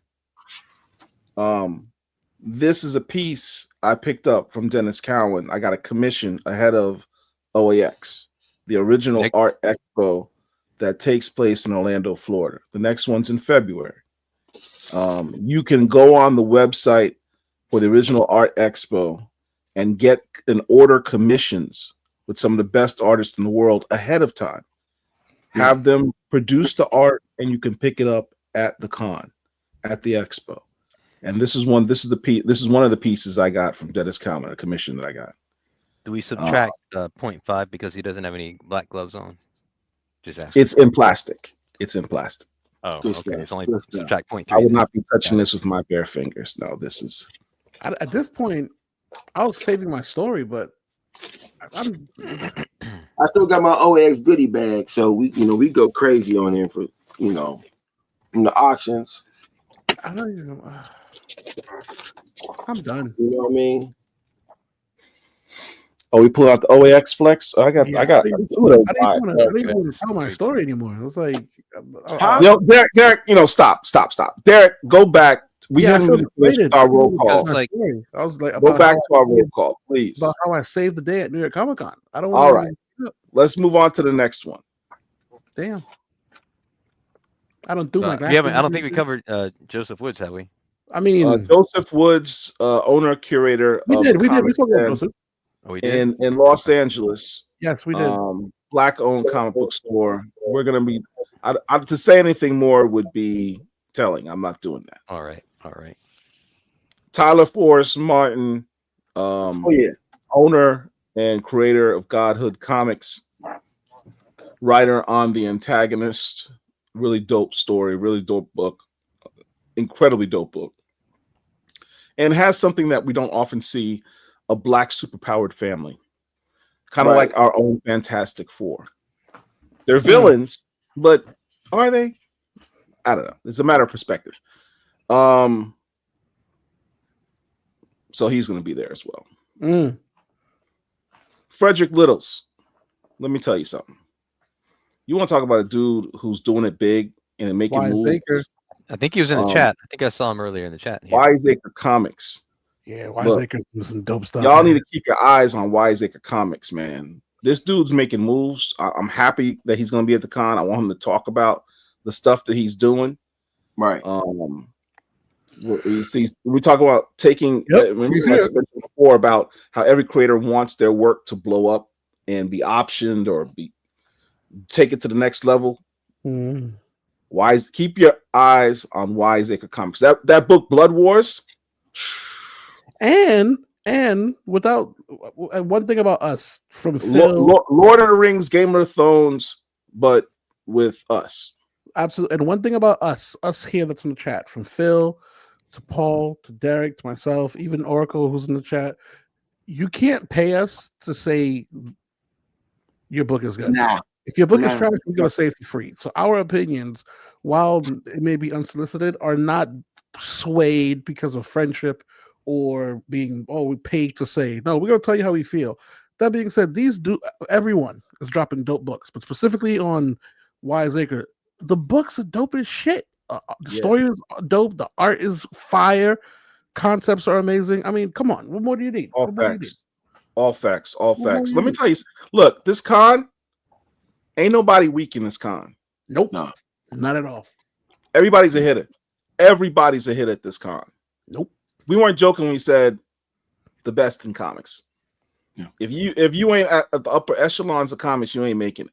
But you Sorry. said something, Paul. You said something right there that people don't understand. The name of us is the Black Comic Lords. But you didn't say the best in Black comics. You said the best in comics, full stop. Correct. There's no adjective on best. You're either the best or you're not. And the added caveat to that, we can't even get everybody that we wanted to get in here. Like there's so much more. So, yeah. There's only look, understand. There's a lot of people that there are some people that weren't able to make it. We invited even more people than with what we're showing you. Not everybody can make it. So it's not an all-inclusive list, but it's a snippet, and that's what makes it even better. This is just a snippet of what is in our culture, in our community, right? This is a snippet of the best. It's not all the best. It is a snippet of the best. I had to explain this to somebody today who was like, "Oh, you guys are saying that you have all the best. What about this person? What about this person?" It is a snippet of the best. We can't get. Look, we got so much talent in our community. We can't put it all in one day. No con has everyone. New York Comic Con had amazing lists, but there were still people who I was like, "Damn, they're not here. Damn, they're not here." No con has everyone, but damn if we don't have a lot of us. That's a fact. Yeah. Ooh, I like that slang. No con has everyone, but damn if we don't have a lot of us. Yeah, that's it. That's the Black Comic Lords Virtual Con. That's a FUBU slogan right there.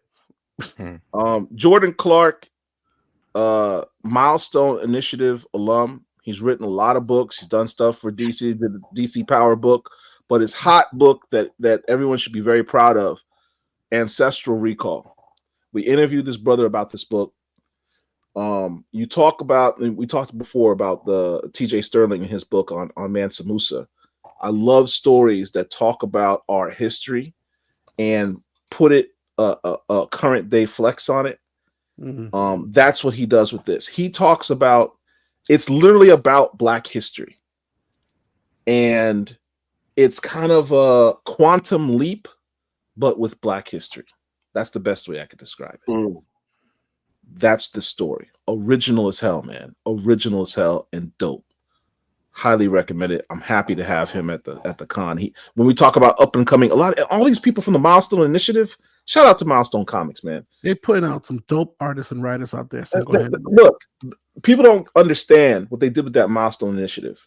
Nope. Some of the hottest writers and artists that you have in comics today came out of that initiative, and they're only going to keep getting better and keep getting more work and hopefully more notoriety. You know what's funny? I would look in certain cons or certain books, and I'd be like, "Oh, this person graduated the Andy Kubert School of Comics." I'm like, "Okay, that's nice." I see Milestone Initiative graduate, and I'm like, "Oh, come here. Let me take a look." Yeah, absolutely. Yeah, and let's, you know what, too? How many more do we got to list? Because you know what? Because we could spend 20 minutes on each individual person. Oh, more than in the interest of time. I think we do like a quick run through. Look how much time we spent just introducing them. That's not even them here. We literally just introduced and then flex in Brooklyn, if you will. And the thing is, every day, and everybody that's in the chat, people in the chat, feel free to share everything. I mean, this can only be as big as the community's involvement as well. We're talking about the whole, it takes a village and this and that, and we talk, we can't sit back there and say, matter of fact, make me big real quick so I can do my soapbox real quick. 2-minute soapbox. Let me say this. Take these Dharmas off so y'all can get me in all my glory. We can't sit back and constantly complain about what we have and what we don't have in our communities if we're not necessarily going to do the work that is needed to do so. It doesn't cost you anything to share, like, comment, things of that nature, spread the word. We literally have a who's who in our culture, in the comics community, going to be in this con. You have never seen this many of us assembled in one space under a 12-hour period period. From the independents to the guys who've done it all. We got everything from collectors to artists to writers to scholars to historians to curators. It's publishers. Everything that you want is in this particular con. And I understand we all get busy and we can't do certain things, but this is one of them particular situations where you don't have to get out your seat and go get a ticket and drive and go get a hotel room to go do this. You could do this for free. Or you could do whatever point we come up with. You can do this from from being at your own home, leisurely sitting on the couch, on the phone. This hasn't been done before, and also, bear with us because it's going to be our first time. So some mistakes, some hiccups will be made, but whatever we do, it's going to be the biggest thing that's happened in 2025, and y'all have no idea how ill it's going to be in 2026. So for me, I'm just saying, do your part, show up. If you can't show up, let people know. I mean, people should be sharing this, like we share New York Comic Con and all these other cons and things of that particular nature.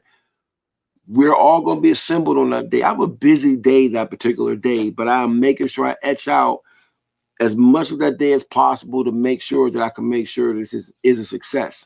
So we've been working very hard on this, and to be honest, I'm very excited about what we got. So we're going to get back to what we were doing, but I just want to stress the fact that, hey, where else are you going to get all these people in one space? Nowhere is the answer. I guarantee you. So, we'll go back to our regularly scheduled program, and I apologize for having that TED talk, but we needed that. I appreciate that, man. You're welcome, my brother. I needed to hear that. I'm tearing up right now. I mean, it's just real. This ain't never been done before. It's never been done before. I mean, think about it. Like, and I hate to beat a dead horse. I look at Casual and them from OAX. What they've done with original art has never been done before. What I did with Collections in Black has never been done before. What we're doing now with the BCL Con that we have coming up has never been done before. This is a first. This, you can go back and you're not going to find this assembled like this. It's not going to look like this next year or a couple years from now. This is your chance to be in there from the ground up. And that's important. I mean, there's been so many really dope things in these communities. And it's not about black or white, it's about the culture all together, right? And this is just our particular lane. We branch out in all the other lanes, but we're the I'm gonna use the term, we're the go-to people, the experts in these particular pieces. And I don't say we know everything, but we know a lot. And the things that we don't know, we kind of try to we fix. For instance, shout out to my man Rico Jones. I hit my man up, and it's not a flex when I say these particular names, but these are people that I know. I'm talking to Xavier, who is like the such and such whatever at Heritage. So Rico Jones me and Rico Jones had a conversation, and it was a conversation we had, but he doesn't mind me talking about it, about how they had Crown Comics #3 listed and the price that it went for, right? But they decided to list it as Crown Comics #3, a Matt Baker cover, etc. I don't mean to interrupt you, but for those who may not know, what is Heritage Auctions? Heritage Auction is one of the biggest auction houses on the planet. As far as I'm concerned, it's the best when it comes to comics and original art. I mean, they sell things for these astronomical price. Like Frazetta piece went for $13 million last month. It was. And this month, I should have brought my books down. I got the new Paul. I'm gonna hit up Xavier. You have got to get the new catalogs for the November showing. It's ridiculous. But anyway, Heritage Auction is a place where you can get. I mean, they had the bar from Cheers was at Heritage when I went to Heritage. You know what I mean? It's ridiculous. It's just I can't explain it. Do your due diligence. There we go. Casual. Heritage Auction is now the third biggest auction house in the world behind Sotheby's and Christie's. Mm-hmm. That's why we have people like Casual in the background to come up. We appreciate you, my brother. So that makes Harrods what, like fourth or fifth or something like that? Heritage is third. Yeah. Heritage is third. But it's my favorite because it has the stuff that I want. Right. But what happened was that they had Crown Comics #3 listed respectfully, but the issue is it wasn't listed from our historical and cultural space, the impact that it has. Because what happens is that if you list it like that, then the price goes up, right? And then what that does is, you know, for us, we want the integrity of our collections to be intact. You know what I mean? So, for instance, Matt Baker didn't do the cover, but it was listed as a Matt Baker cover. It had nothing in there about this being the first black we consider it the first black Buddha, right? First black superhero in a non-black publication, et cetera, et cetera. None of that information was in there. So Xavier was like, just email me the information and I'm gonna pass it along. And so the next time it comes up, you know, we're gonna do what we gotta do to make sure we have it correct. So, you know, we're able to make these waves in the community because you know we're respected. And matter of fact, Heritage Auctions is going to be in the BCL con as well. Because there's a lot of people that may not be familiar with. Remember, I told you there are layers to collecting, right? Like, it's cool to say, hey, I got that new Absolute Batman with the Klan on the cover. You know, that's cool. That's cool. It's dope. But Heritage Auctions be like, that's nice. That's nice. But here's the original cover from, you know, Detective Comics 27. Yeah. It's like, ooh. Yeah. How much does that sell for? It's like, you know, $7.5 million. Oh, keep going. Oh boy. No, that means that's it, man. That's it. Some I mean, chocolate. We're going to have every aspect of the comics community represented at this con at every level. Beautiful. And we're gonna have the best of the community. You can say it. The best of the community will be here. This ain't been done before. Don't be a fan later. Listen, you don't want to miss this and find out later what happened. And like, oh no, when is this gonna happen again? Should have been there. I have to put together some BCL Virtual Con initial con merch, so people will have some. What I'm thinking about for next year. Shout out to my man Q Perry, who's going to be part of the collections in Black Winners Ball. He's actually going to be doing a art piece for me that we're going to unveil at the ball as well. So that's my man right there from the crib. One of the things I think we should do for next year, real talk, is we got to come up with some type of booklet for the con. Oh, next year is going to be a completely different event. We got to do a booklet. We got to do some type of dope booklet, and I got some ideas. We'll talk about that later, but you know, we're gonna get it together. That's a good idea. A program. Now we have shared all the guest names that we've published so far, but we'll just say there are probably a few more that haven't yet been published yet. Let's just say more names are coming in. Many more. So hey Derek, can we do this, my brother? Can we do like a real quick? Can we just go through them real quick so people can just get the guests real quick? Just do it. We ain't gotta say just click, so people get them in there real quick. Uh-oh. There we go. So we gotta talk about that, but we see who that is. Thank you so much, Rico. You know what that is. Appreciate you. Appreciate you, my guy. Appreciate you. Put it up on the screen, Derek. Oh, sorry. I'm pulling up the. And remember, Derek gave everyone the link to the ad in the chat, so you can see it, share it, review it. Rico's one of the illest, man. Like, just absolutely. Can we have Rico at the con?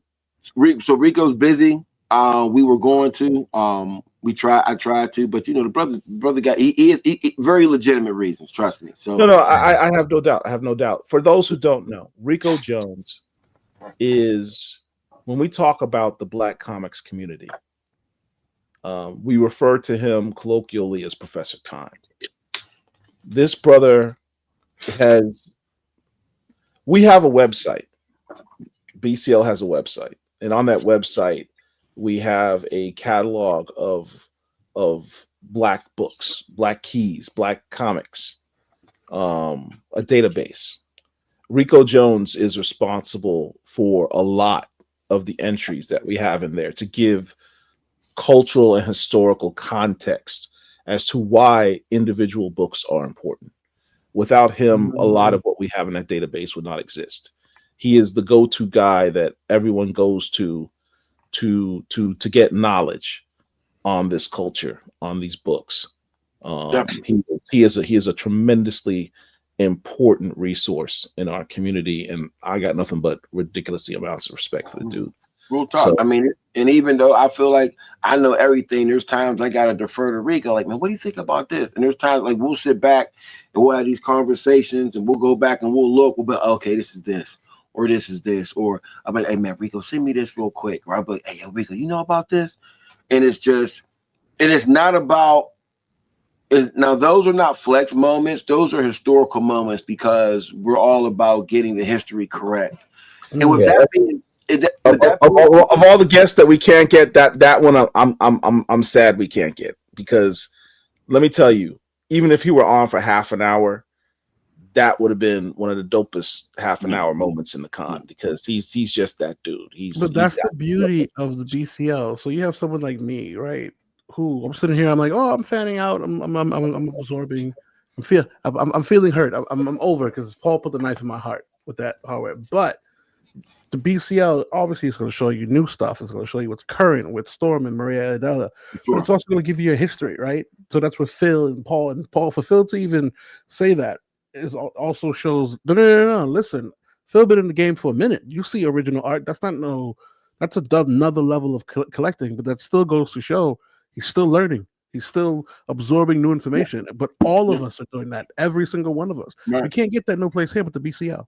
You know what we should try? We should try and see if Rico's available for the backstage pass. You read my mind. Oh, because you remember when I said earlier, I didn't want to say it. I said we have a lot of individuals who logistically that day is blocked but right Friday. There's one artist in particular. Oh, I wanted him to be there. That Friday is a play day. Well, you know what? Are you available on December 5th, the night of December 5th? Let us know. Not, probably not. It's probably. I guarantee you. I know how it is. Let me tell you this. Feels like no. It's probably not going to work. I tell you what we need to do though is that once this is done, we'll figure out maybe another focus virtual joint, and then we go with the live piece, because the live piece is going to be crazy. I just also wanted to know. Paul and Derek, did y'all concede? Because I need to know who won the flex. Because am I done? Are we done flexing? Because it's getting loud. I need to know now where we at. People scared, or are we still going? I think we have to put up to the audience. I'm not gonna lie to you. You're not gonna like this. So Paul was. I mean, not Paul. Phil, no, I'm right. Paul was absolutely in the lead by at least 6. From a quantity standpoint, he started an hour before me. Agreed. That's why you got to be on time, my brother. Right now, I have it. Oh no! I tell you what we'll do. I mean, I tell you what we'll do. Let me see something. See. While we're waiting on this, I just wanted to give a once again, thank you so much, Rico, for your super chat. Appreciate you. Donation. It's a donation. I thought it was the trash. Don't be hitting on me.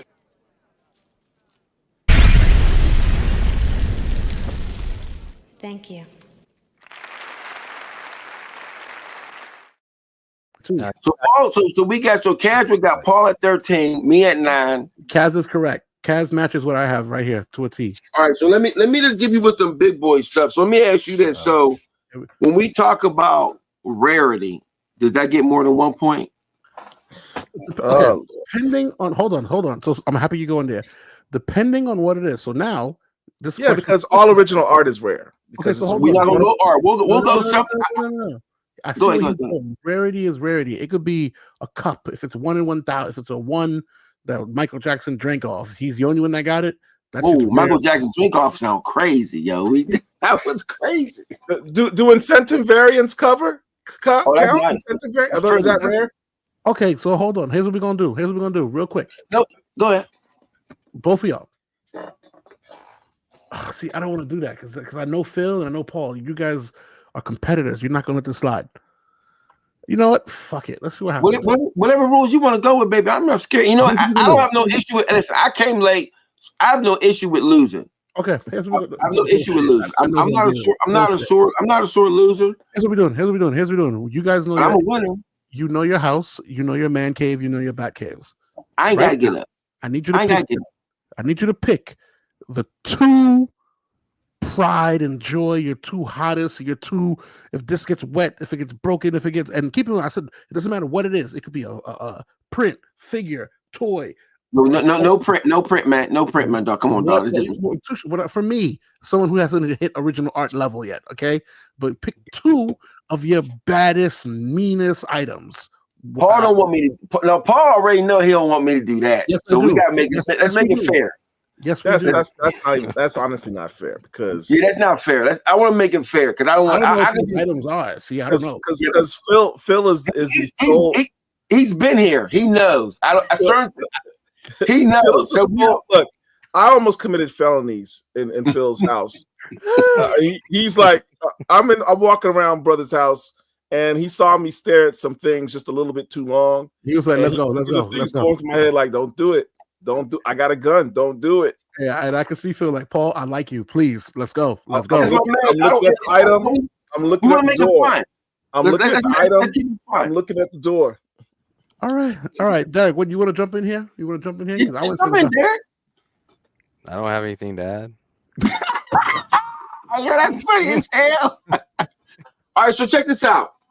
As Derek sits in front of his 9.9, Paul will match. You know what? Your energy. I'm gonna go easy. I want to hear it. I'm just gonna go easy. So, my favorite toy company back when I was a kid was Mego. Mego did the world's great. Mego, MEGO. See, so listen. They did the world's greatest superhero line, which was that, and then they also did the Star Trek figures. Okay. So we're gonna take them back to the Mego Star Trek figures. We're gonna do the Princess Uhura. That's Lieutenant Uhura in the box. That's crazy. I got one of those. It's just not in the box. Do you? I do. So then we'll go. We got two, and then we got a mint one as well. Okay. So in the acrylic. Hey, what's up, Darius? Does anybody have one of those JJ dolls? You know, the really long JJ from Good Times. Would you zip? I'm not gonna lie to you. Sir Darius, who just joined, he has a collection as well. That's pretty sick. We need Darius. If you're watching, let's go back. I think that y'all don't understand the significance of those three pieces. So we need to know where those go because nobody cares about those little pieces. We know Central Chocolate is too young. We would like to invite you to the collector panel if you're available at the Virtual Con on December 6th. Darius got some heat. I forgot. I was supposed to reach out to you today, so I Darius is like glad you're here. Phil don't have just all comics, all art. You see, the man brought out. I don't mean to blow off. I don't mean to blow off Phil's thing, but I know. I'm trying to make it fair for you, Paul. Phil has a Miko piece that I know that he has. Phil, you see what happened? That's why I'm very dismissive about his little Lieutenant Uhura because he knows that I know that he knows that I know that he's got a Miko piece that is. The first thing Paul said. Anyway, little things. It's like. So we got so Darius said he's gonna jump in the collector's joint at the con. That's dope. So who we got? So I already hit up Guru. So Guru said he's gonna let me know if he could be in there or not. Supposed to tell people about that, but now that's been let out twice. Y'all literally can't hold water for anything. I didn't know Darius this was happening at all. Phil is running the collector portion of the panel. So introduce Phil to Darius, Phil. They've met at my Schaumburg. That's right. You should have met at a. No, he wasn't here this past. Well, yeah, last year's OAX. They have met at my Schaumburg after party. If I'm there, I'm going to bring my peoples. That's right. We all met at Bulletproof. They have met at my Schaumburg after party. True. Which hurts my soul. God dang Schaumburg. I need my 3 points. I need 4 for rarity. I need 4. Derek, do you agree? Do you agree? I agree. I give you a 3-pointer. I agree. So that would then put. So if he gets 3, boom, boom, 3-pointer. Boom. That puts you at 11. Phil is still in the lead with 12, though. Phil, the ball is in your court. You have a chance. Pause in the league. It's the P's. Paul, you have a chance to rebuttal, but you do know that Phil he's playing nice. I'm playing so nice because that's my man. That's my man. I want. I want to make it fun. Listen. Screw that. I'm trying to win. Yeah, I'm trying not to go crazy on the sticks with him, man. Because I'm trying to win. LeBron, he digging. He over there digging hard. He digging LeBron hard. and D-Wade, they friends. They trying to win. For sure. I ain't even going to boxes because I could have went crazy in the boxes, but I didn't. I'm gonna keep it easy for him. But for real though, so chocolate man. In case you didn't know that the Migo figures was please enlighten me. The prominent toy figure back in the day, and they were. And they had a DC line and a Marvel line that was incredible. Star Wars line that was incredible. Put in the case, so that had to mean that this bad boy is sentimental. I mean, they've done reissues of them over the years, but the originals are very coveted pieces. Makes sense. So it's taking him a long time to find anything. He must. He's trying to go, but he better be careful because if I go for the juggler. Delay game penalty on Paul. Is that what that is? Delay a game on Paul. What? Come on, Paul. No. I can't find my piece. Damn, that's crazy. That's what she said. But don't boom. I mean, all I could find was my Fantastic Four 52. This signed by Stan Lee. That's not a joke. The man pulls out a $4,000 slab talking about all I can find is a Stan Lee. Let me take this for my comic. See, this is my wheelhouse. I'm not up to Phil's level yet of original art. Comics and slabs, I got that. This is my wheelhouse. So what you guys are looking at, for those that don't know, is a CGC custom slab. The custom label is retired. You can't get that no more. That's 1. 2, signed by Stan Lee, and it's yellow. Yellow meaning that it was actually witnessed, not no CBCS verified. No, he went to a con. Stan Lee sat there and said, "Excelsior," signed that shit, verified it. Come on now. Not in his blood, by the way. But do I need to go upstairs? Do I need to go upstairs into the case and grab some 9/8 out, or should I just chill? You should just chill. You should just chill.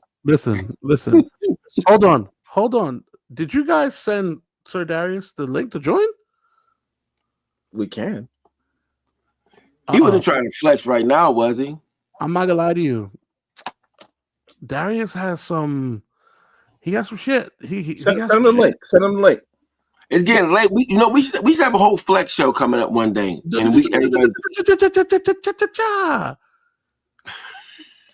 that's what your portion of the con. The con is one thing, and I'm not going to show nothing on mine.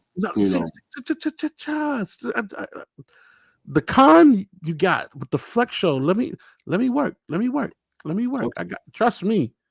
Between you and I probably got heavy hitters. You can invite some heavy hitters. The same individuals in our phone, because I literally just text the name that we're not supposed to say for the 3rd time, and I'm like, "Yo, what you doing on December 6th?" I just texted him the name that. So you and I probably in the same realm, because you and I, we sit at that crossroad of comics and hip hop. So I mean, listen, I DJ for everybody's favorite artist. So I can pull out. Listen, don't do Phil. I'm telling you right now. I gotta include you on something I'm working on. So me and my boy, all I'm gonna say is this: me and my boy, not gonna say his name. We working on something. But if you ever seen Sneaker Battles, we working on something. And all I'm gonna tell you is this: Rob Markman is one of my close buddies. I'm gonna leave it there. And speaking of this, I still need for you to send me one. I need you to send me a what I've been asking you for. Oh, it's here. The Flapper Zombie. Yeah, I need that, please, sir. I need. Oh, you know what? Actually, this might be the perfect time because I bought. What are you doing, crazy guy? That's my wife's dog. I bought these so I could ship. Flappers Zombies? Did someone say Flappers Zombies? See, I need the book at a 9.8.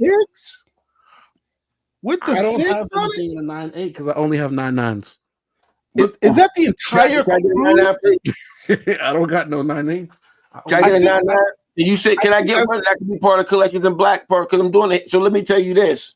I'm thinking about doing all my signed hip hop memorabilia because when I DJing for like Rakim and stuff like that, I got him to sign stuff for me. You know what I mean? Listen. Okay, now I gotta tell you the story. So see now, first of all, this dude said he suited up in some Spidey cosplay rest. Okay, so I don't know about this is crazy. This is. I mean, if we're gonna do that, we might as well get Spider Cuz. I don't know who Spider Cuz is. He like I will say this as an aside. I apologize. Why? There is only one part of comics culture that we will not have at the con. Cosplay. For the virtual joint. But for the live joint, we will. Yes. On a virtual con, it's a little bit. So I've seen it done during COVID. And not just me, everyone here on the call, we strive for perfection. Myself and Phil, and I say that because we've had private conversations when we met each other. We get anal about certain shits where it's like if it didn't go the way we want, it pisses us off to the almost degree. Obviously, Paul and Derek on the same vine. I say Derek, I say Phil because we've had conversations about that because we just came from that Schaumburg event and it was great and whatever. That being said, I have yet to see a virtual con that includes cosplay and it's done properly because you have to remember now you're relying on the person's phone or the person's camera to show them and it never does it in the right light. However, we will absolutely have a on-site physical con. Once that happens, all you know is game on. I need to see the statics. I need to see the Nubias. I need to see the acolytes. I need to see the Niobes. I need to see all of the above. Yeah, just one thing about a BCL cosplay con. We're not having people doing black versions of white characters. You have to hold on. An original black character. Hold on. Now, hold on. We got to put a pause on the flexing for 10 seconds because now we're having a legit conversation here. I disagree. I'm going to explain why. You can't tell people how to express themselves. I'm not saying that they can't express themselves. Well, I'm saying they have to represent an original character. So, for example, you're a Spider-Man. You're a Spider-Man fan. Do Miles Morales. If you're a Batman fan, do Luke Fox. See, I'm happy we're having this conversation. Cosplay is not just I'm going to dress up as a character. Cosplay is also expression. What I mean by expression, we have seen these dudes in the cons with a Batman mask on, but they have the whole Iron Man gear or the Deadpool freaking gear on, and they look like freaking Afro Samurai versus mesh with whatever. They merge and fuse what they want. We can't now say you can't come in as, obviously, I know I'm going to hit the nerve for every blurred here. We can't come in looking at Black Goku. You can't restrict them. Let them come as they are. Although I have seen a dope Black Goku. So here's my thing. I don't mind. They could come in as George Washington. I don't give a shit. Do what you want to do. I mean, because like for instance, that's like we displaying Fantastic 452, but it was drawn by Jack Kirby and written by Stan Lee. A brother ain't touched that, but it's still a coveted book. You know what? So, that's a good point. That's a good point. So it's just we got to be very careful because my whole thing is we want to be inviting to everybody. We want everybody to enjoy our culture. We want everybody to understand the historical reference of what we do. This is just us having our space to do it. You know what I mean? But with that, I don't want to restrict anybody from expressing themselves on how they want to do, because at the end of the day, you know, you're still who you are. Now, you know, don't come and doing no ridiculous, goofy shit, because then you just might get beat up. That's on you personally. You know what I mean? But what I will say is, perfect segue. I don't know if you guys heard, but there is a black. Or I say was past tense because the person is no longer with us. Respectfully, rest in peace. And I forgot the name of the individual. If anyone knows, you can probably put it in the chat. But I did see circulating on the web that there's a female, black cosplayer, who I think either she killed herself or because she was being not Kayesh bullied. Black. What happened? Kayesh Black. I'm not sure. I don't know, but I know she had killed herself because she was getting bullied about either the characters that she was playing or the lack thereof, if you will, what case may be. So, perfect segue to that. But what I would say is we can also use that opportunity to highlight cosplayers in our community. So you can get a cutie pie sensei that my wife is in love with who's doing dope shit, right? You can get someone of that, reach out to them and reach out to someone else. I forgot what's the other girl's name? Oh my god. But there's another girl, there's another dude. And then of course, because we are the BCL, we're not isolated to just black. You can get the dude who cosplays as freaking Peter Griffin, right? You're telling me that if I want to dress up as Wolverine with an afro, I can do that. Do what you want. Afro Rain, like Afro Sheen, cuz Afro Rain, that sound good. That's your business. Thank you. All right. Why not? I don't want to hear anything. You like, why is Paul dressed as Wolverine? So moving into the space, December the 6th. Let's do it. Listen, we're making history. We're gonna have the BCL joint. We also got the Collections in Black Winners Ball. If you're in the Pittsburgh area, also we just gonna make it shake, man. We're gonna have fun. It's a family affair. Oh yeah. You know, and Derek, just go through these joints while we talk. It's just a family affair, man. It's gonna be like the Black cultural comic homecoming. You know, shit. We might start calling these homecomings, cuz that's hard. Ooh, the cultural homecoming. And Phil, you know what's the funny thing too? As someone who's been around, go back real quick. Who is it? Go back to Derek.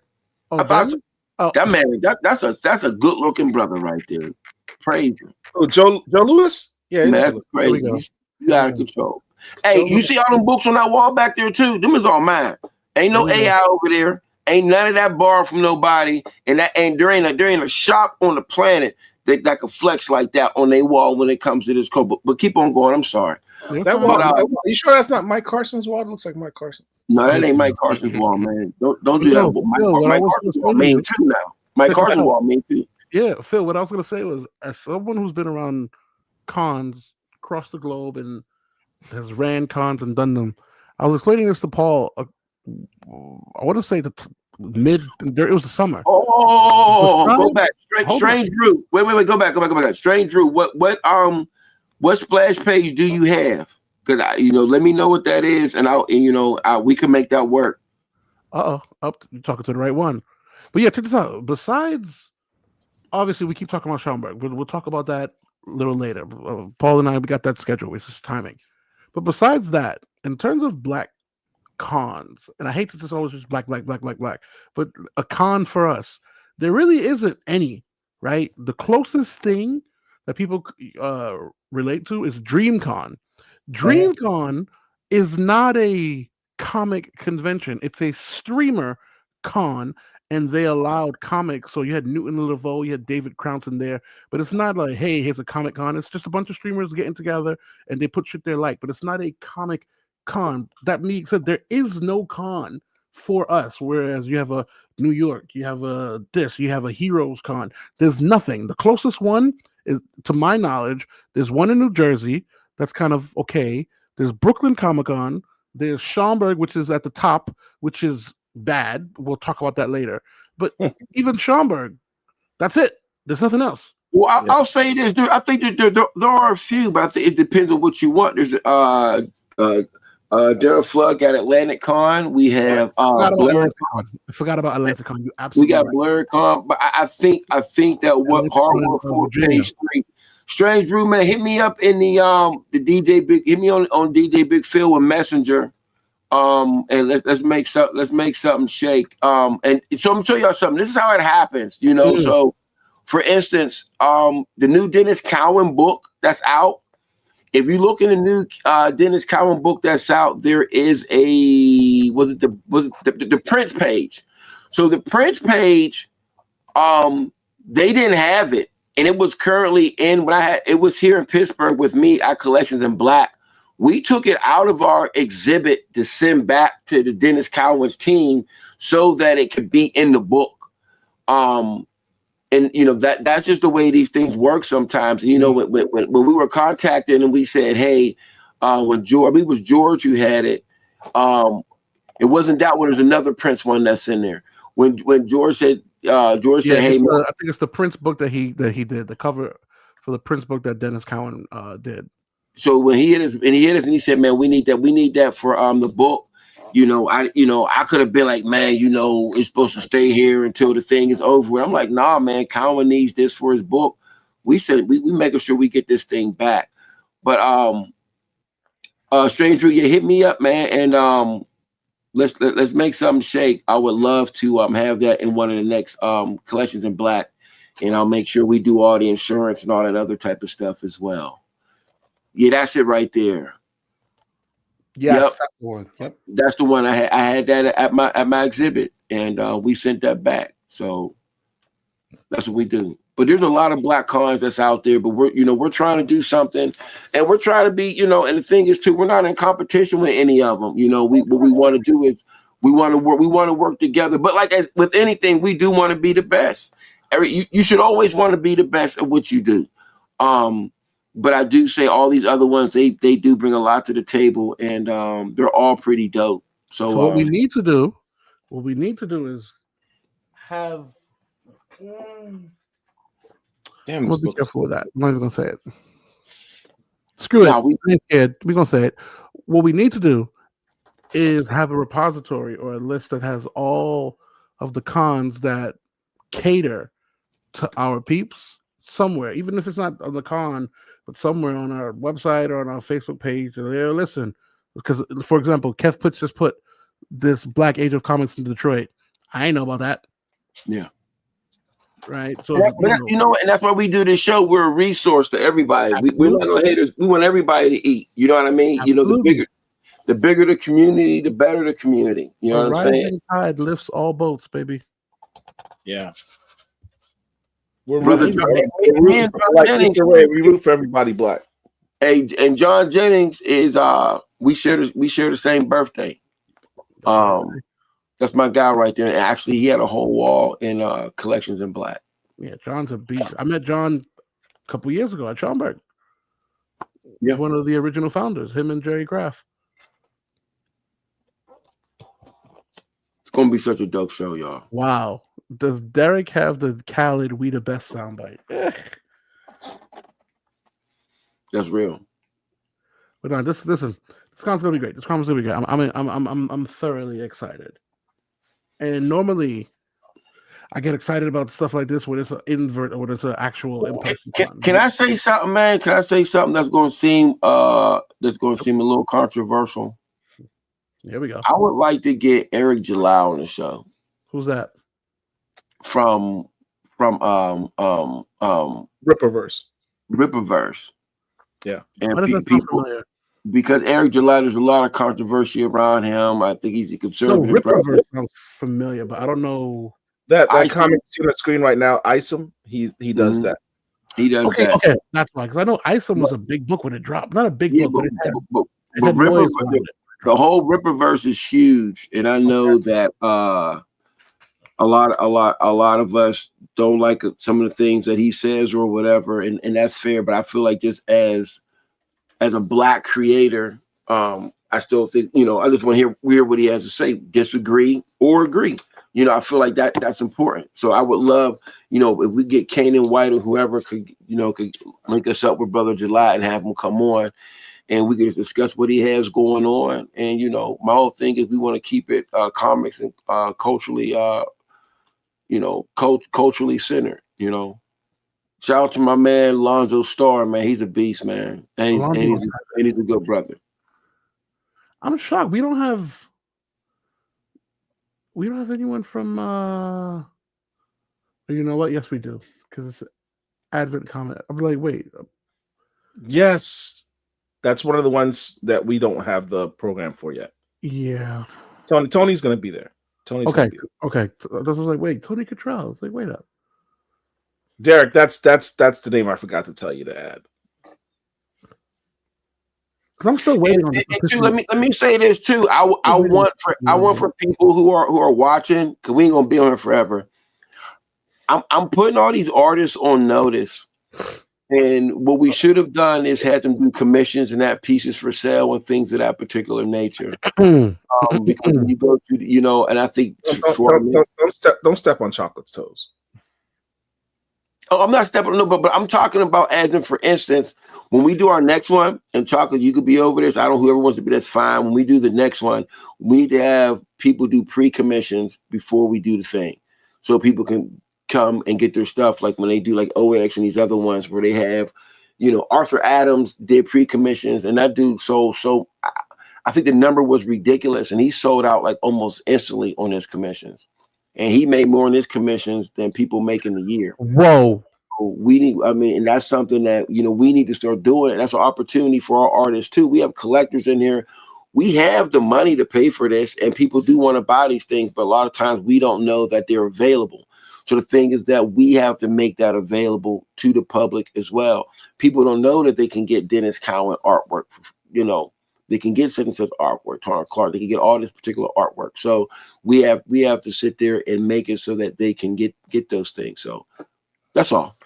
Do we have Keith Williams on our list? I don't believe so. We need to. And the reason I said that, because I remember I told a story about me going to cons and seeing Keith and helping him just carry his stuff up and chilling. And I always felt sad because I was like, no one's at his table. He doesn't have comics. He just has these little folders. I was like, no one's Where does he live? Keith, I don't. Detroit? Nah, he's got to be New York, New Jersey, because he's always at all the local New York cons. And You're right. And Keith's a mark. Listen, well, so check this out. I felt bad for him. So I used to see him at all the cons, local Jersey, and I felt bad. I was like, damn, he don't get no business. He only has these little. Phil and I have talked. He makes his money through them commissions, though. He kills them on the commissions. Well, Phil, check this out. So I'm like, check this out. Let me finish this. So I'm like, he only has these books on the table, but he don't have no comics, and like he's not making no money. So one day I walked over to his booth. There you go. Keith lives in Brooklyn. Darius would know. Keith, I walk over to Keith's booth, and I'm like, hey, Keith, respectfully, I was like, yeah, I always see you, no books or whatever. And he's like, Youngblood, Chocolate, let me show you something. And he shows me 4 portfolios, and they're empty. And I'm like, okay. Yeah. He's like, I'm done for he's like, this is day 1. I'm done. And I'm like, I don't understand. He opens, he goes, here. He gives me the portfolio. It's original art. The cheapest shit is $500. And I'm looking at $2,000, $4,000 original art. And he's like, Chocolate, I go with these portfolios. I go 10. I sell at least 7 of them. I come home with 20. I'm like, what the fuck? That was my first introduction to original art. And I was like, that's how it's done. He was in my, when I did the Baltimore con, it was me, him, Afua, Sanford, dude, and Still Freeze. And I'm Stephanie Williams. Crazy. Man, it was one of the dopest moments ever. Listen, I believe it because I saw it. So now when I go to the con, I walk over to him and I go, first off, I go, Darius says cello, and he goes, chocolate. And I go, how many books you sold? And he's like, sold out. And I'm like, God damn. And Keith was also, like, he did some other work for Marvel. I don't want to say like an editor or something. He did something. He was the illustrated colors. He did Spider-Man. Yeah, but I'm talking about behind the scenes. Didn't he do Web of Spider-Man? Mm-hmm. He also did. But I'm talking about not art wise. He did some stuff behind the scenes, and so we were sitting there. Me and Sanford were sitting there, and he was talking about what he did, and we were both sitting there because he was kind of, he's kind of quiet, he's kind of chill, And then so he started talking. We were like, "What? You were the what?" And I'm like, "That means you're probably the first black this, that, and the third." So, yeah, he's one of those dudes who should flex, but he's just very, "Hey, how you doing? Okay, all right." I'm like, dude, do you know who you are and what you've done? Chocolate should reach out to him, man, and see if he is available on December 6th for our artist panel. Say less. Hold on. Look, we're gonna get to the point where, honestly, we might just have people just pop up. We ain't got enough room for everybody. No, exactly. We don't. We'll make it work. But that's a good thing. No, I say that with a good thing.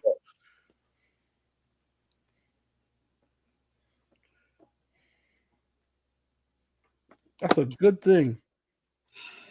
Somebody just sent me a message. Tell the BCL how you saved New York Comic Con and the Marvel Day at the Marvel booth.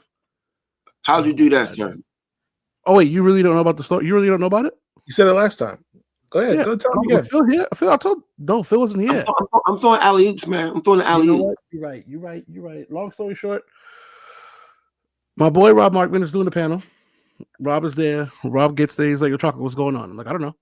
I'm like, "You're supposed to know what's going on." He's like, "All right, cool. Go talk to Sanford." I go downstairs to Artist Alley, and I'm like, Sanford goes, "Chocolate, are they selling the book upstairs?" And I'm like, "No. Why?" He goes, "Because on Mass Appeal's website, they have already signed the book. I mean, they have already sold the book.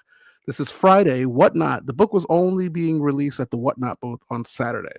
Right. So Sanford literally says, "Chocolate, go upstairs right now, please, and go find out what's going on." So I run upstairs, and I see nothing but security and literally a mosh pit about to form. No BS.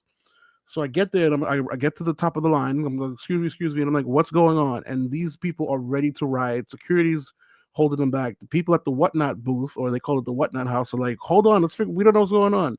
And I'm like, "What happened?" So, "They're not releasing the book, but the book's online, whatever." I said, "All right." I tell the crowd, "Stop. My name is Sexual Chocolate.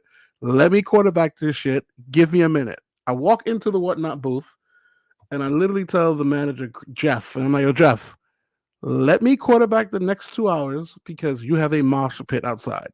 Jeff looks at me and goes and tells his people, "Hey, for the next 2 hours, whatever Chocolate says goes." Literally. And I was like, "I bet." I go back outside and I said, "Hey, if you want these books today, come follow me. Grab everybody, get them in the line, tell them you're first, you're second." Now, of course, I am a nigga. I called my peoples and I was like, "Hey, y'all motherfuckers get over here now so that y'all can get this book." Because there were people who were physically at the con. I was like, "Come now, get them situation." I go back in to the con. I'm like, "Listen, how many books y'all got?" They tell me the number. And I'm like, "Y'all don't have enough for what we got." Like, I know. I'm like, "Y'all gonna have to do one per person." And he goes, "Shit." I said, "I bet." Because they had inventory, but remember, half the inventory was for the signing with Nas and Ghostface and everybody that was happening later. So I'm like, "All right, cool, bet." So we started. Everyone got their one copy, and they were happy, and because they were literally writing. And it wasn't until my guy, who was literally number 50 in line, got there, and then the Whatnot heads finally sent the final email because Craig says, "Hey, look at this," and they finally sent the email. "Okay, you can sell it, but you got to sell one per person," and they have to do. By that point, I had already got everything situation. Everyone was in there happy and clapping and all that shit. But it was about to be a riot, and because one of the security guards was like, "You don't understand. If this got any crazier for another 5 minutes, the Javits Center was going to shut that shit down themselves. So you literally stopped the whole shit from going left." And I was like, I appreciate." And that's why you the man. I appreciate it. I was like, "I bet." And then of course I was like, "Listen, let me." But they definitely took care of me. I mean, I received the care package last week with some stuff in there, and I was like, "Oh, they definitely took care of me." Let me say this, and I might just be done for tonight. First and foremost, I want to thank everybody that actually stayed on all this time with us, and we love our hardcore members. Absolutely. Jump on here, it's real, and we do this because we love to do this. There's no checks coming in right now.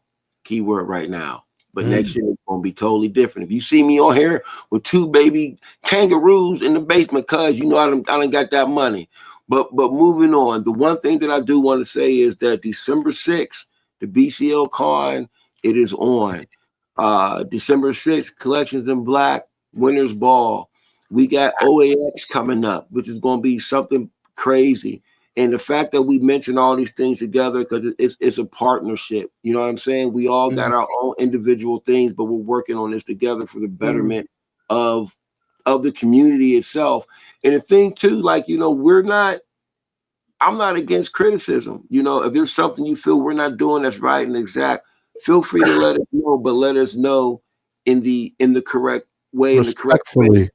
And also remember, this is a lot, you know, it's we want you to come and enjoy this con. We want you to come in and we want you to join it live. If not, you can always come back in on the rebroadcast. Hopefully, I'm not sure we can get that whole 12-hour piece on that. They're gonna miss a lot. They're gonna miss a lot when they see the auction and when your situation. Right. They're gonna miss a lot. And we want you to be in the chat. We want you to be a part of that. But the thing that I want to say, especially coming from me, from the Collections in Black standpoint, I appreciate y'all, because I'll be honest, I wouldn't have been able to do. And shout out to Paul. Let me give Paul a shout out. Let me give the whole BCL family a shout out, because y'all were very important in me getting the word out of what I was doing, and they showed me love from the beginning. I was an outsider in the beginning, and they reached out and they showed me love, and I really do appreciate that. Like, this is a brother. I've been, I will say, around the country. You know, I ain't been but a couple of cities, but we gonna call it around the country today. Shit, you know, we've been around different cities. He's been in my crib. I've been in his city. We've met in New York and things of that nature, and it's super. You know, it's super dope. And I just want to say, you know, we formed a brotherhood, and I appreciate everything that you do. And I don't take that lightly. Shout out to Derek. You know, Derek met me in Charlotte. You know, when I had to join in Charlotte, me and Stephanie Williams. You know, I just, you know, that means a lot to me. You know what I mean? Sexual Chocolate, I seen you in New York. You know what I mean? So, you know, we're all in different cities right now. Like, we don't just, you know, we just don't do this for what just because we like comics. We do this because we actually like each other, man. We actually have a, you know, I don't want to say nothing crazy, but we actually, you know, we fuck with each other. We peoples, man. And this is what we're doing. Stay there for a minute. Think about what you just said. Yes, you met so and so here. You met so and so here. I'm thinking I met all of you guys maybe 4 or 5 years ago. To see how that one meeting spark where we at right now. Facts. Come on now. It's real. It's all about, I mean, this is all about relationships. At the end of the day, it's all about relationships, and this is how this works. And to be honest with you, we don't even need people in the comments and the chats, because we're gonna do this. We would do this anyway. And it's like, it's a family affair. It's really like us just really catching up. It's really an excuse for us to catch up and kick it and talk about yeah. But you know, what you have to realize about this con, and honestly about what BCL is, it's a celebration. Celebration of our Black comics community and our culture, right? On a smaller scale, that's what BCL is. Right. We want to celebrate our creators. We want to celebrate our fans. We want to celebrate the books that we love. We want to celebrate the characters that look like us. We want to celebrate the publishers that fight against mainstream comics and try to put out original characters, original stories from our perspective. You know, it's about all of it. Right. All of it. It's a celebration of it. Because quite honestly, historically speaking, there were no avenues to do that in the past. Come on now. And it certainly didn't happen. It was the opposite, where you have someone like Aletha Martinez who works on one of the most important books in comics history, and her name's not in the book. She gets no recognition for that because she's a woman, because she's Black. You have, you know, an all Negro comics, you know, an important book in history, in comics history, not Black comics history.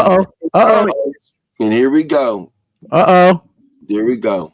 My man, breaking records, kicking doors open, and they say, you know what? Fuck them niggas. Let's just not give them any paper to print the next book.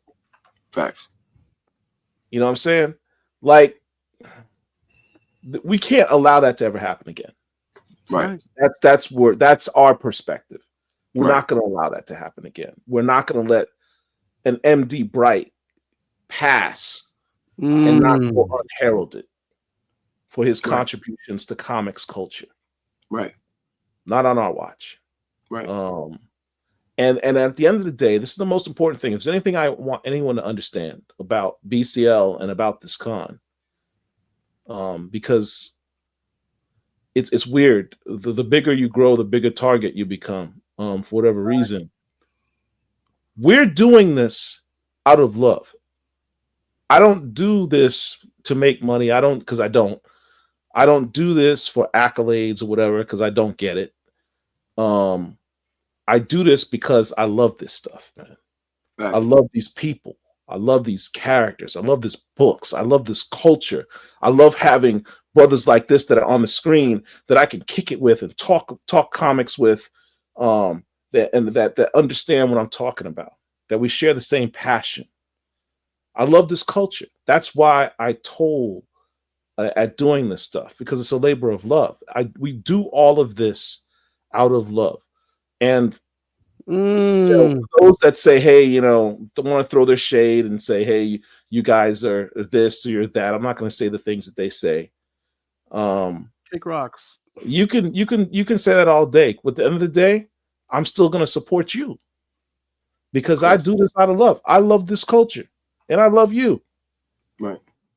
Whatever you may say, understand this is all coming from that perspective.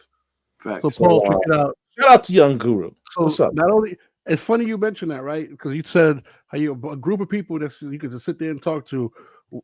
Sorry, Phil. So we at the Legend has it. It's me, Dr. Ebony, Goo. So we just doing introductions. Obviously, if you don't know who Guru is, you out your goddamn mind. So you're gonna bring that back up that I couldn't make it to the joint and flash that. Y'all love doing that to me because I was supposed to be here. Y'all make me sick.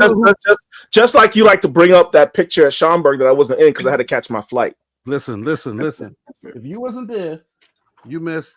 I don't know what to tell you, but nonetheless, we there. If you don't know who Guru is, you out your goddamn mind. I'm like, we're not gonna get into that, but we literally just talk. I'm like, go, what you got in your CLZ? And he's like, I'm like, what books you got? We literally immediately talking over books, and Dr. Ebony's right there, and she's like, who's that? I'm like, this is Guru. Do you not know? And she's like, who? I'm like, lady, I'll tell you later. Excuse me, let me see what books you got. CLZ battles. That's a deep cut. Yeah, I'm like, lady, CLZ battles.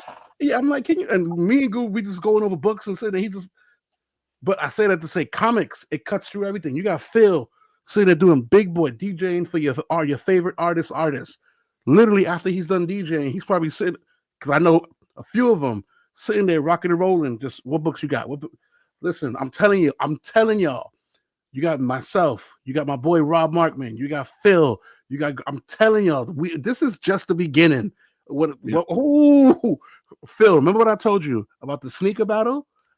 I'm gonna leave it there because I'm gonna leave it there. You know you're gonna be involved, absolutely. But boy, we're gonna make it shake. And one thing real quick before I gotta say this, we gotta say, I was showing something with Paul earlier. We got to say rest in peace to Louis Small. He was an art brother who used to draw on Vampirella and other books.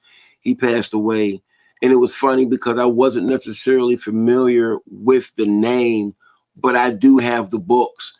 And I think it's dope too because he was doing a bunch of mainstream books. And, I didn't know that the brother was Black. And that happens with a lot, That happens to a lot of people.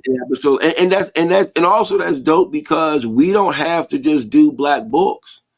We should be able to do all the books. You know what I mean? And so, but still, this is the brother who passed away. So y'all get a chance. Y'all look Louis Small Jr. up. Y'all have his Vampirella books. He had them, the ones with the dope Adam Hughes covers and things of that nature. Those he did the interiors for them. He did a couple other books. So we just want to say rest in peace to a brother from our culture. And I'm a little upset that we didn't get a chance to get him on the show. But I just wanted to make sure that we honored the brother on the show tonight.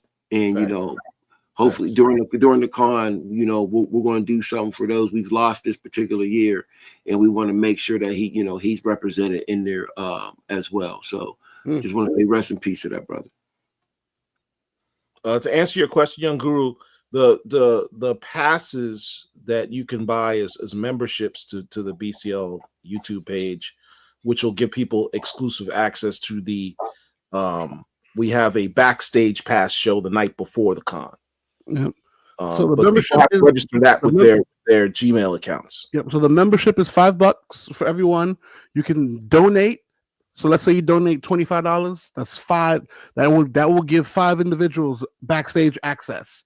Right. So you guys can donate whatever you want. We appreciate it. All of that goes right back into the show. But for the BCL Con specifically, boys and girls, the backstage access is $5. Right? I mean, it's probably the best $5 you're ever gonna spend.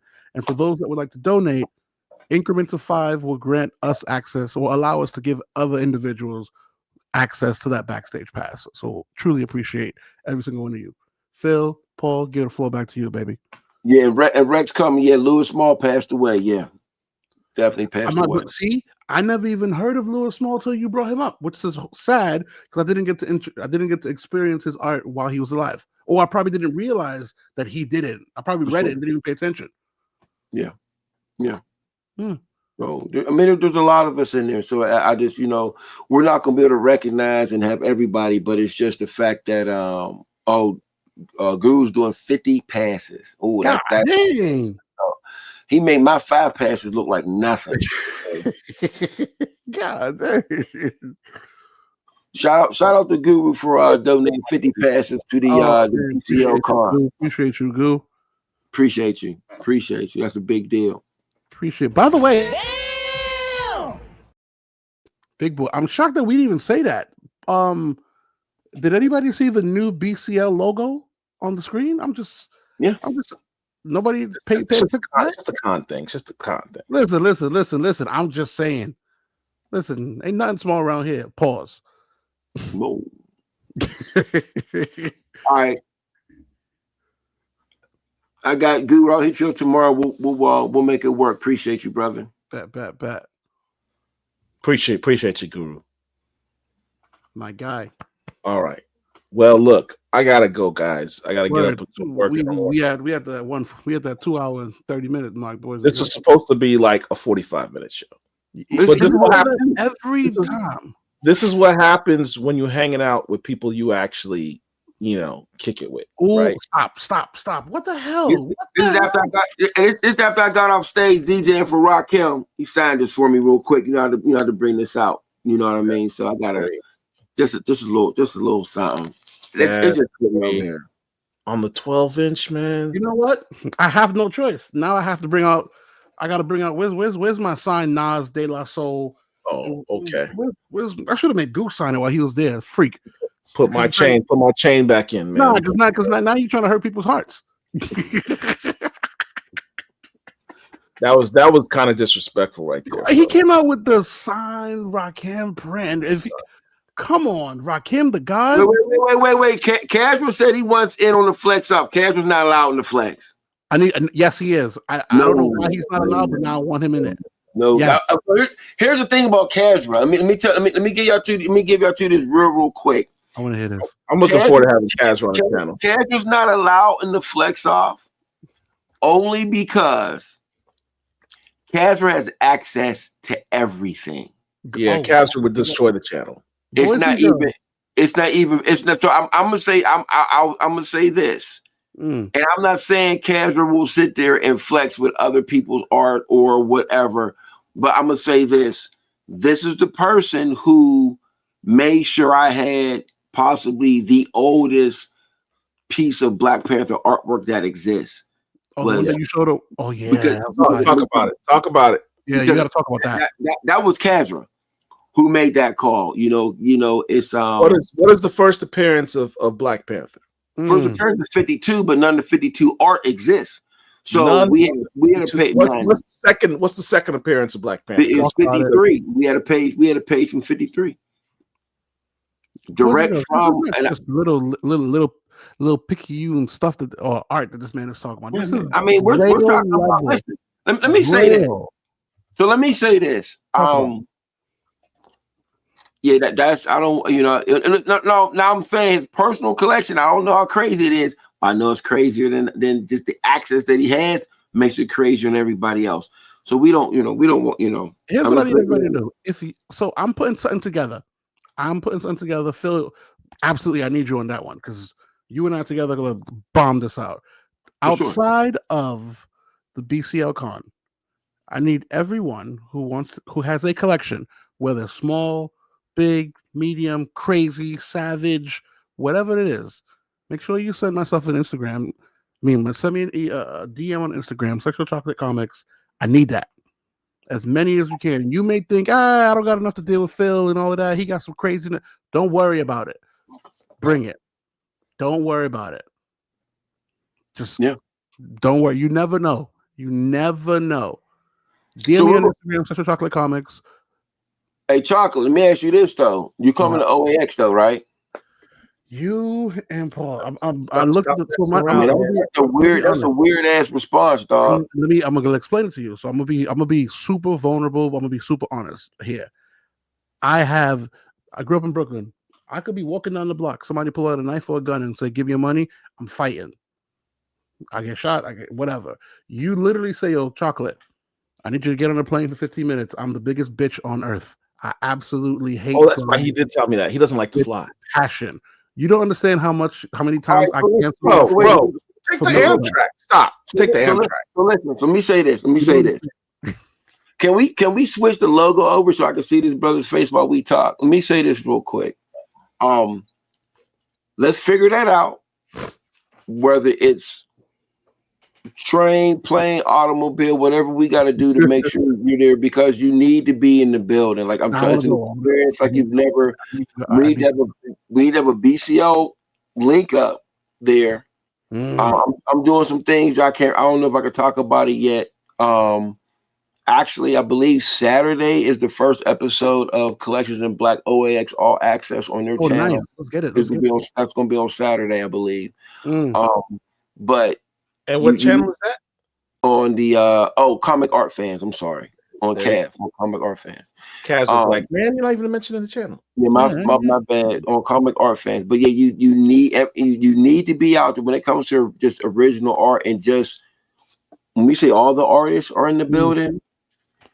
It's just a dope space. Even if you don't buy anything, just to be there. On the wall, just to see it. I need this. I don't care about the excuses, man. Hop on an Amtrak, come down to. I've been looking at Amtrak. You say that. I've been looking at Amtrak for the hop on an Amtrak, man. Yeah, I've been looking 24 hours. I'm like, listen, man, come kick it with us at the auction. Just come to the auction. The auction, man. We got a bar.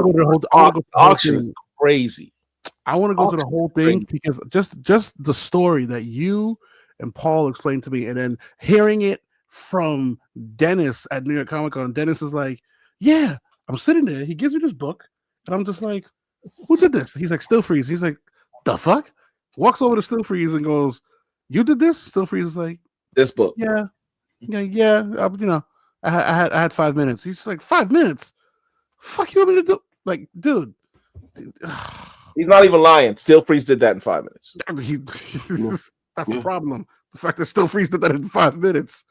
It's craziness. I mean, it's just dope, man. That we all kick it, man. It's just a good time, man. To be honest with you, man. You know what it is for me too. I'm gonna be 100% honest. I want to go. I'm planning on going. I have to go to Florida this year because MegaCon. So there's me, Randy, right, and then there's my comic book entity, Sexual Chocolate Comics. I did not pick the name, but I need to go to MegaCon as well. Last year it was literally around the same time, so you could stay 1 week or whatever. MegaCon's in March, always in February. It's like fuck. Well, before they were like a week apart. Exactly. Beautiful. We should have Arvell Jones. I'm tripping. Why we didn't have Arvell Jones? We'll get Arvell. Yeah, which was beautiful. And I was like, look, Chocolate. You can come stay at my house if you want. If you want to cut. I appreciate it. I know. Phil, you too. Y'all are welcome to stay at the crib. Just don't make fun of my comic book room. Arvell Jones. Oh, I'm gonna be in the hotel. I'm gonna be in the hotel I always stay in when I'm in Florida. I don't know that's my spot. Hilton Orlando. No, it's a spot, and I can walk around the corner and go to what's that restaurant, Paul? Miller's Ale House. Miller's Ale House. Exactly I introduced Phil to Miller's Ale House, and it's right on the strip. Yeah, I know exactly where you are. Yeah, man, I love that shit. Yeah, that was And good. we're gonna be all night, man. We can do this behind the scenes, man. Everybody ain't gotta be privy to this conversation. What's the place where they had MegaCon? What's the Orange County Convention Center. So right there, I would leave there and then take a Uber a couple blocks down, and they had the fake Dominican Cuban spot, and then Miller's, and I was like, oh snap. The fake Dominican Cuban, what boy? Yeah, some Americanized Caribbean restaurant. I'm like, I'm Haitian Cuban. I know real food. This ain't like no Bahama Breeze or something. Yeah, there it is. Bahama. And I was like, these nuts. No. I'm like, ain't no adobo here, ain't no sazon, ain't no flavoring, ain't no. You from New York, man? That don't count, man. Nah, I'm like, the freak out of here. And I'm like, how you don't have no freaking ippies? You don't have. See, now the Haitian is coming out. See, I'm like, nah, you ain't got no grill, no taco. The freak out of here. So look, y'all, December 6th, we're gonna be here all day. We gotta get that. December 6th is gonna be something special. We're gonna be promoting this really hard. Listen, if y'all want us to if you hit us up specifically and want us to send you flyers, anything that you want to help to share, we have no issue with doing any of that whatsoever. Go ahead. If you're a creator, and let me mention this. Yeah, Hold on. Let me mention this. If you are a creator and you have a book that you wish to promote, Randy has some tiers that he'll tell you about, that you can do a paid promotion, do up to 10 to 30-second spots, record your promo. We'll use them as commercials during the con. I love that we are in sync. So that being said, Paul, beautiful alley-oop. I love that we are in sync. So 2 things. We have sponsorship tiers of it. All right, so let me go corporate now. Sexual Chocolate's gone. Now you got Randy. We have sponsorship tiers available. So obviously BCL, we're about the community, right? So this is a reciprocal con in the sense where obviously we are here to have the con and put spotlight on creators, but we're here to put a spotlight on you. Now, when I say you, whether you are a creator, whether you are a writer, whether you're someone like me, who's I guess you would call me an influencer and whatnot, right? Or you have a store, you can absolutely promote yourself, your business, or your art. So we have 3 tiers. We'll not discuss them here live. What you can do is send me a DM on Instagram, Sexual Chocolate Comics, or you can email me at rmichel09@gmail.com. There we will send you the list of tiers that you can join. There's a tier for everyone. Here you go. Tier for everyone. We're only going to talk about one tier right now, which is the non-paid tier. What that means, even if you can't afford the paid tier, there is a tier for you. If you would like to join and donate either books, slabs, artwork, please reach out to me and I will arrange pickup via FedEx, and I'll have those items shipped to myself. If you are local to one of the BCL family, if you're local to Phil, if you're local to Paul, absolutely, you can just give it to them. Doesn't make sense to ship it to me. But even if you just want to see and you're like, listen, I may not be able to purchase a slot, but I would like to donate nonetheless. Those that donate will absolutely be highlighted as well, because any gift you give us, we don't take for granted. You know what I mean? The only thing we ask, if you are donating books, please make sure the books are bag and boarded. If you're donating slabs, if you don't have packing material, I got you covered. Original art, you don't have packing tubes, don't worry, I got you covered. Reach out to me on Instagram, once again, Sexual Chocolate Comics, or email me, rmichel09@gmail.com. Let's work together and make this con a beautiful thing. Thank you. For sure. And then also too, I think that I want to say this too. We're taking everything into consideration and everybody is asking for us to do, and we appreciate that, because this is just the first.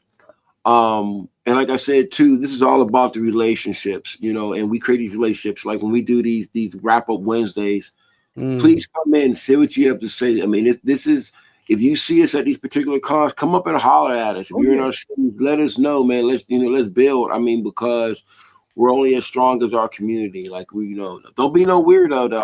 I don't do the weirdo stuff. And I have my limitations when it comes to the fan, to the comic community. There's 5 levels in that, but I love building with people and the brothers, man. And I think that, you know, I just love doing this. So December 6th is the con, December 6th is the ball.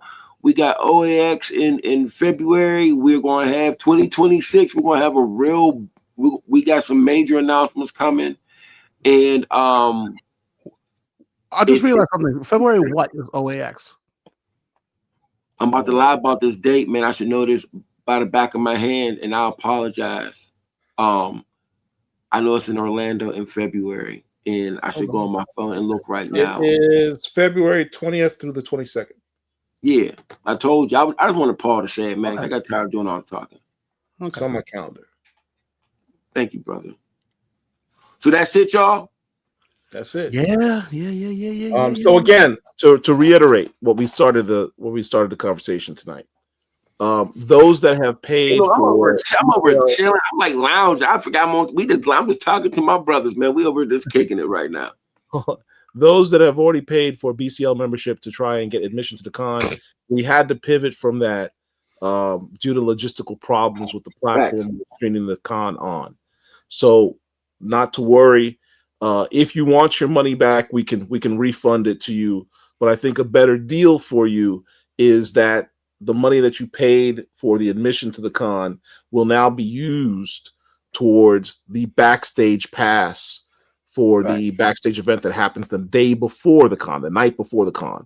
So December 5th in the evening, we're going to have a pre-show in which you're going to preview some of the things that we're going to have at the con, and we're also going to have some stuff for you.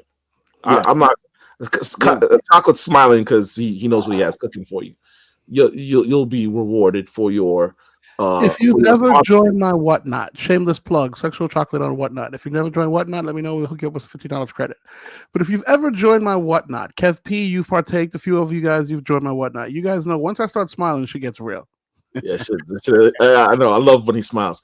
You will also be given for the money that you paid sponsorship credit, sponsorship acknowledgement as the first sponsors for BCL's first founding father virtual con. So you'll be acknowledged during the con as sponsors of the con. So you let us know. Email us if you want your $5 back.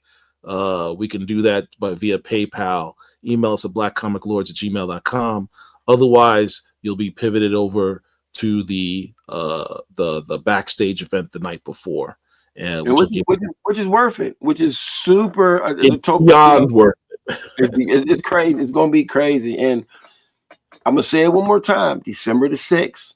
And like I said, I have I'm doing the first Collections and Black Winners Ball. Next year, I'm gonna make it so I want people to come out. It's gonna be crazy, but we're doing the Winners Ball.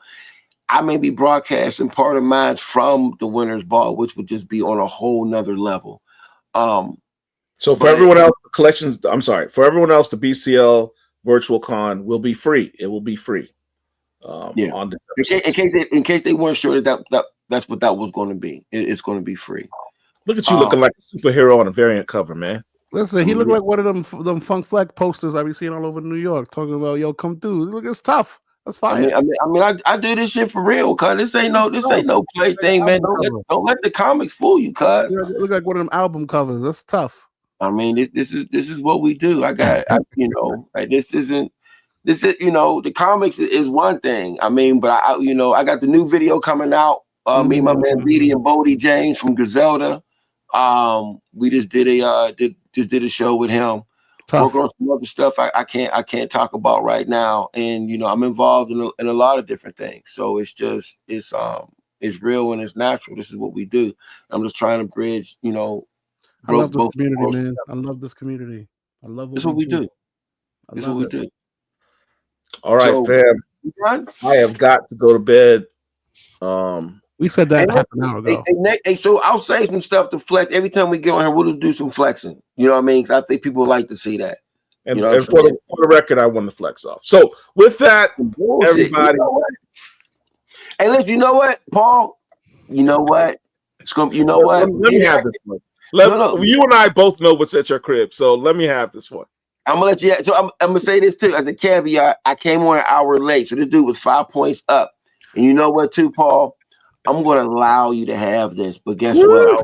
Allow me. I'll allow you to have You know it. the next one's going to be like? The next one's going to be like? Get involved in the next one. The next one's going to be like Empire Strike Back. And the greatest Star Wars film of all time. I'm going straight for the judge. I'm not gonna lie to you. You only won by 2 points, though. You gotta get the right name, Paul. Paul winning, only won by winning is winning. You Doesn't matter. Doesn't matter if you win by a mile or an inch. Winning is winning. Paul, listen, Paul. And actually, if we actually go back and we actually tally up the cultural relevance and importance of the pieces, I probably still won. I don't know why that never happened before. I think I'm tired. That's why. But Paul, no. I want Paul to please. I need Paul. I need Paul to do this. I want Paul to have this. So then I don't need your back. I don't need your backhanded. First off, he's allowing you to win. I know you. Not alone. You see the disrespect, right? Not alone. I mean, I'm allowing you. It's like Boondocks where he says, "I'm allowing you." No, it's like T'Challa. Every breath you breathe, I allow you to breathe. There we go. Hey, listen, man. We're gonna go and take I'm gonna go take this next one, and then I'm gonna shut you out on the third one. But Paul, hey man, listen. You did your thing. Guru, you can jump in too next week. No, Guru, you, myself, and Rob, we spoke about this at New York Comic Con. We're not doing that right now. Nope. Save it for the con. So for the con, for the collector's portion of it, I think we want them to talk about their collection, but we want them to also bring some of their most coveted pieces out. Oh yeah, don't front, Guru. You bring your heat. No, we gotta log off now. Yes. No, because because here's why.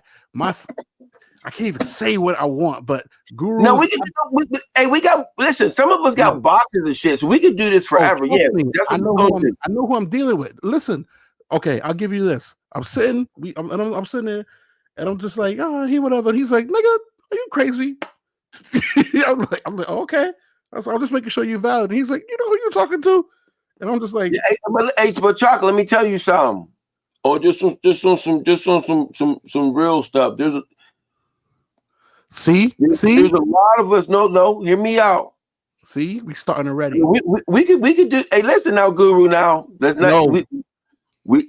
No, there's a reason I say that because Guru is one of my players in my head. Oh, okay. And the things you want to do. Okay. Yes, absolutely. No. Because go ahead and put that playbook away, man, Paul. Man, no. Put that up.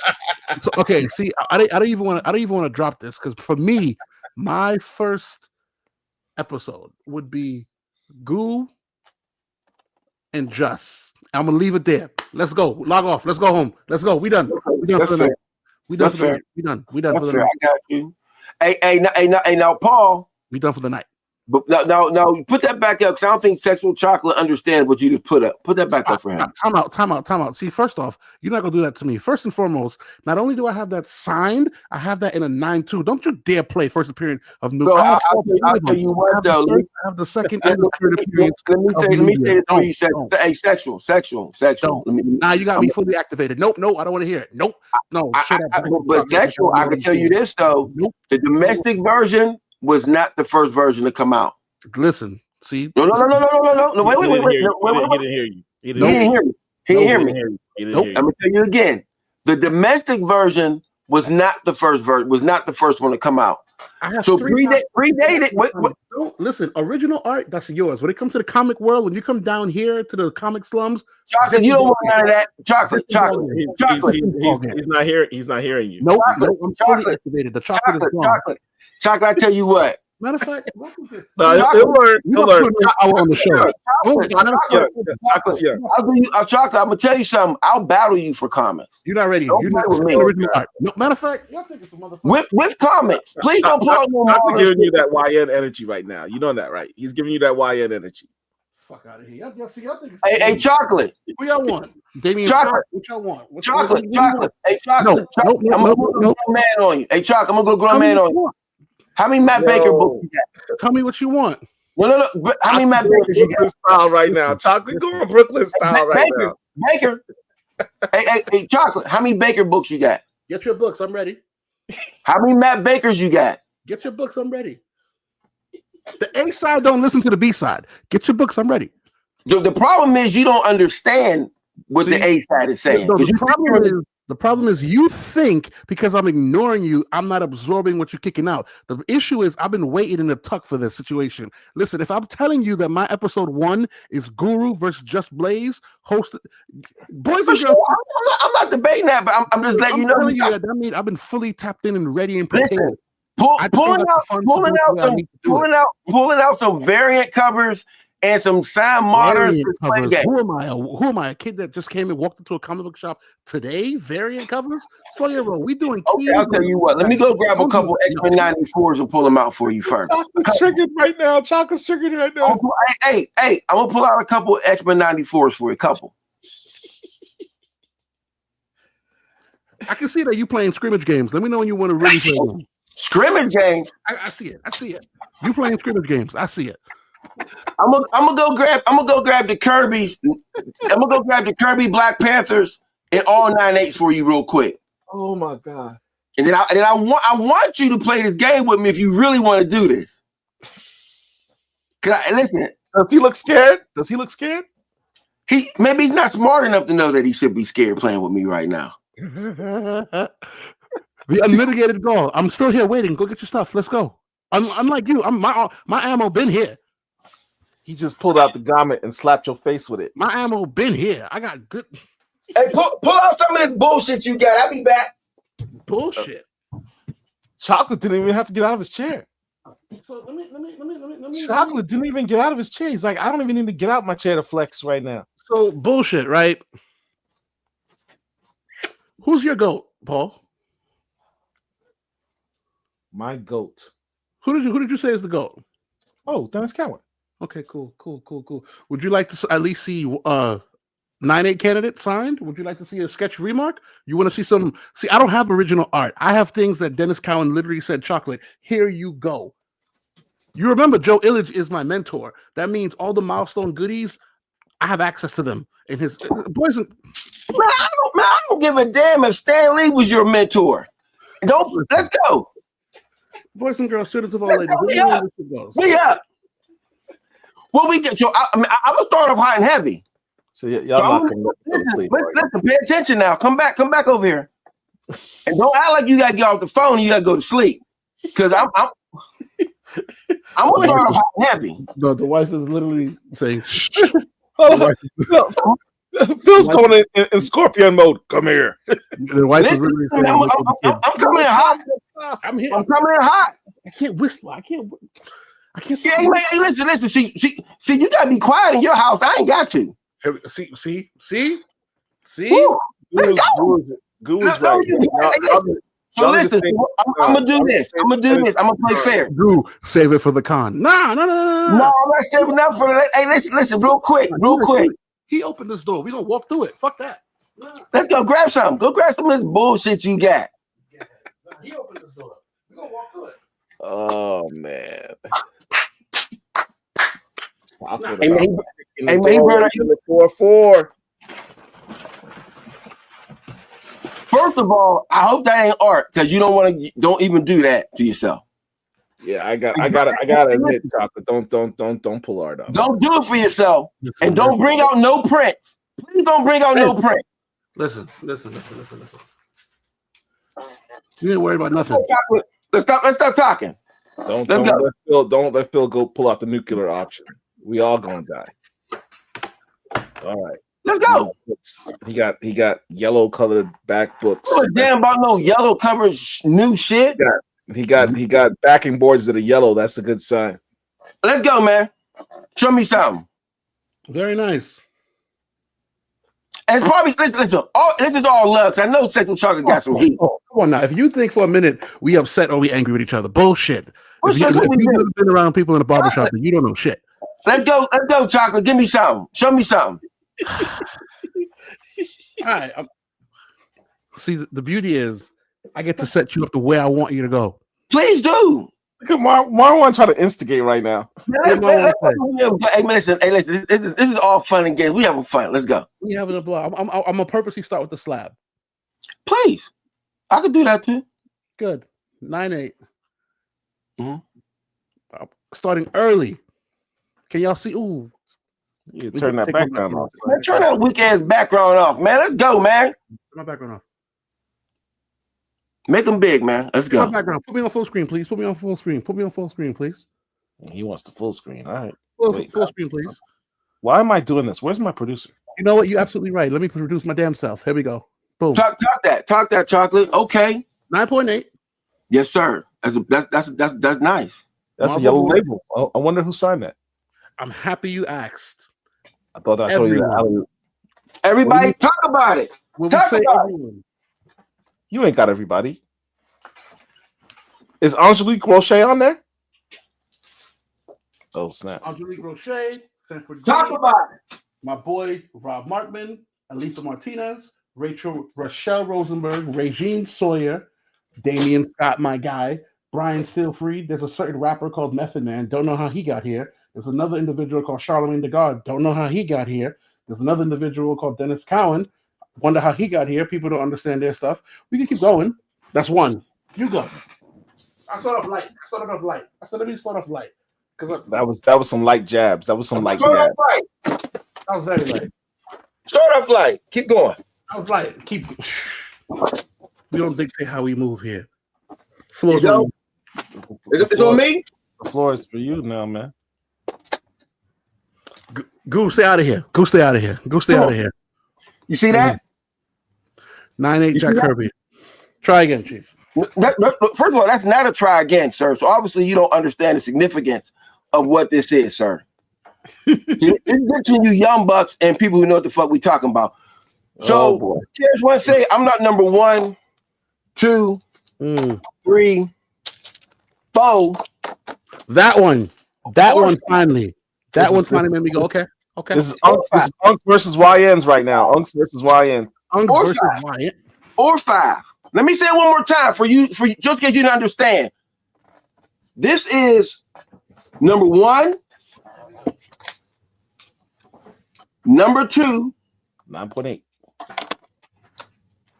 number 3, 9.8. number 4, 9.8. Last one's 9.4, right? Don't play me like that ever in your life. That's 9.8 too. All 9 8s. Now, first of all, let me say this again. So first of all, wait a minute, sir.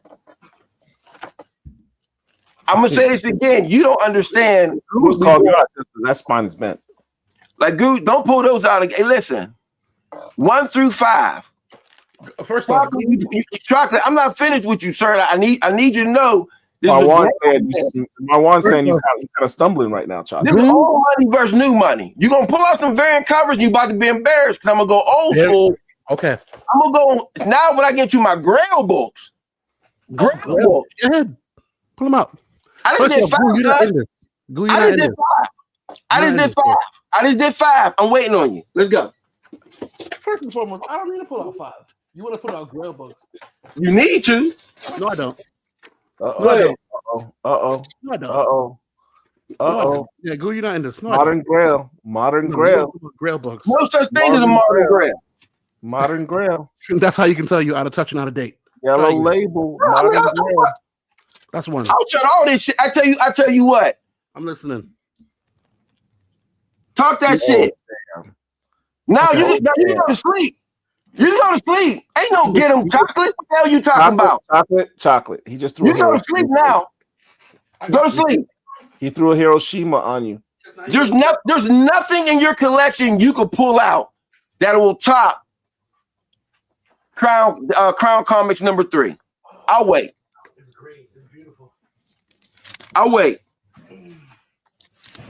Let's go.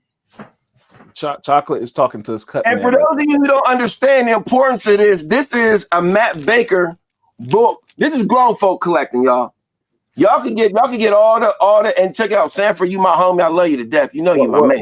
Tell me what's the first appearance in that book? What is that? The first appearance, the first black hero created by one of us in let me stop. Let me stop.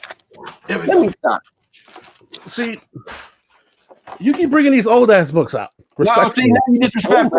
No, don't be the chocolate. You can't be. Wait. You cut him off. Wait. So now, hey Paul. His credibility is done. Your credibility is done, dog. Here we go. Your credibility is finished. Your credibility is out of here. This dude said you keep bringing these old ass books. Hey, chocolate. Running out of cigarettes. No, hey, chocolate. No, you need to learn some respect, dog. You lost 50 points with that statement. Try me again. You lost some credit. You lost, dog. You lost your distance. Try me again. I don't have to. So listen. I understand your confidence, but your confidence is it's just not correctly done. So I'm just letting you know right now. The fact that you're black and you don't understand the significance of Crown Comics #3, and the fact that this is probably in the top 5 most important black comics ever. That actually cost you a point, chocolate. That cost you. Listen, and we're talking about flexing. This is like I just pulled out the Phantom on you. The 2026. Hold on. Let's go. So explain it to me then. Yes. I have no problem admitting I don't know everything. I never said I did. That's fine. You have stated. I did, but you decided to get up and go grab some new variant covers instead of sitting down and listening to the lesson. So sometimes you got to listen when the teacher speaks. I'm listening. When the teacher speaks, a smart student learns. Here we go. No, that's not a diss. Because see, this is what makes you a better collector. Because I think you're a great student, and there's nothing wrong with being a student. To somebody who knows what the fuck they're talking about. To Phil's point, look what Smooth approach. No, said. Smooth. You and I in the same. Never heard of Crown Comics, and that's fine. And we're here to educate. Let's talk about it. This is a good moment. This is a great moment. So earlier in the broadcast, I talked to how Heritage Auctions had Crown Comics listed incorrectly. And I sat back and I told them the importance of what it was and why they needed to change that. So this is where the historical aspect of this comes in. So it goes beyond, and there's nothing wrong with the dope variant covers and all that, because we love that. But when we start talking about, when we say there's levels to this, there's levels to this. And there's no disrespect, because Secretary is a super dope collection. But what he's not going to do, or any of these new cats are going to do, is even attempt to bring these other things up. Because my thing is, I'll hit you with the Mona Lisa each time. So you can come up with all the new shit. And don't get me wrong, it's not a dick. I think new modern classics are really dope.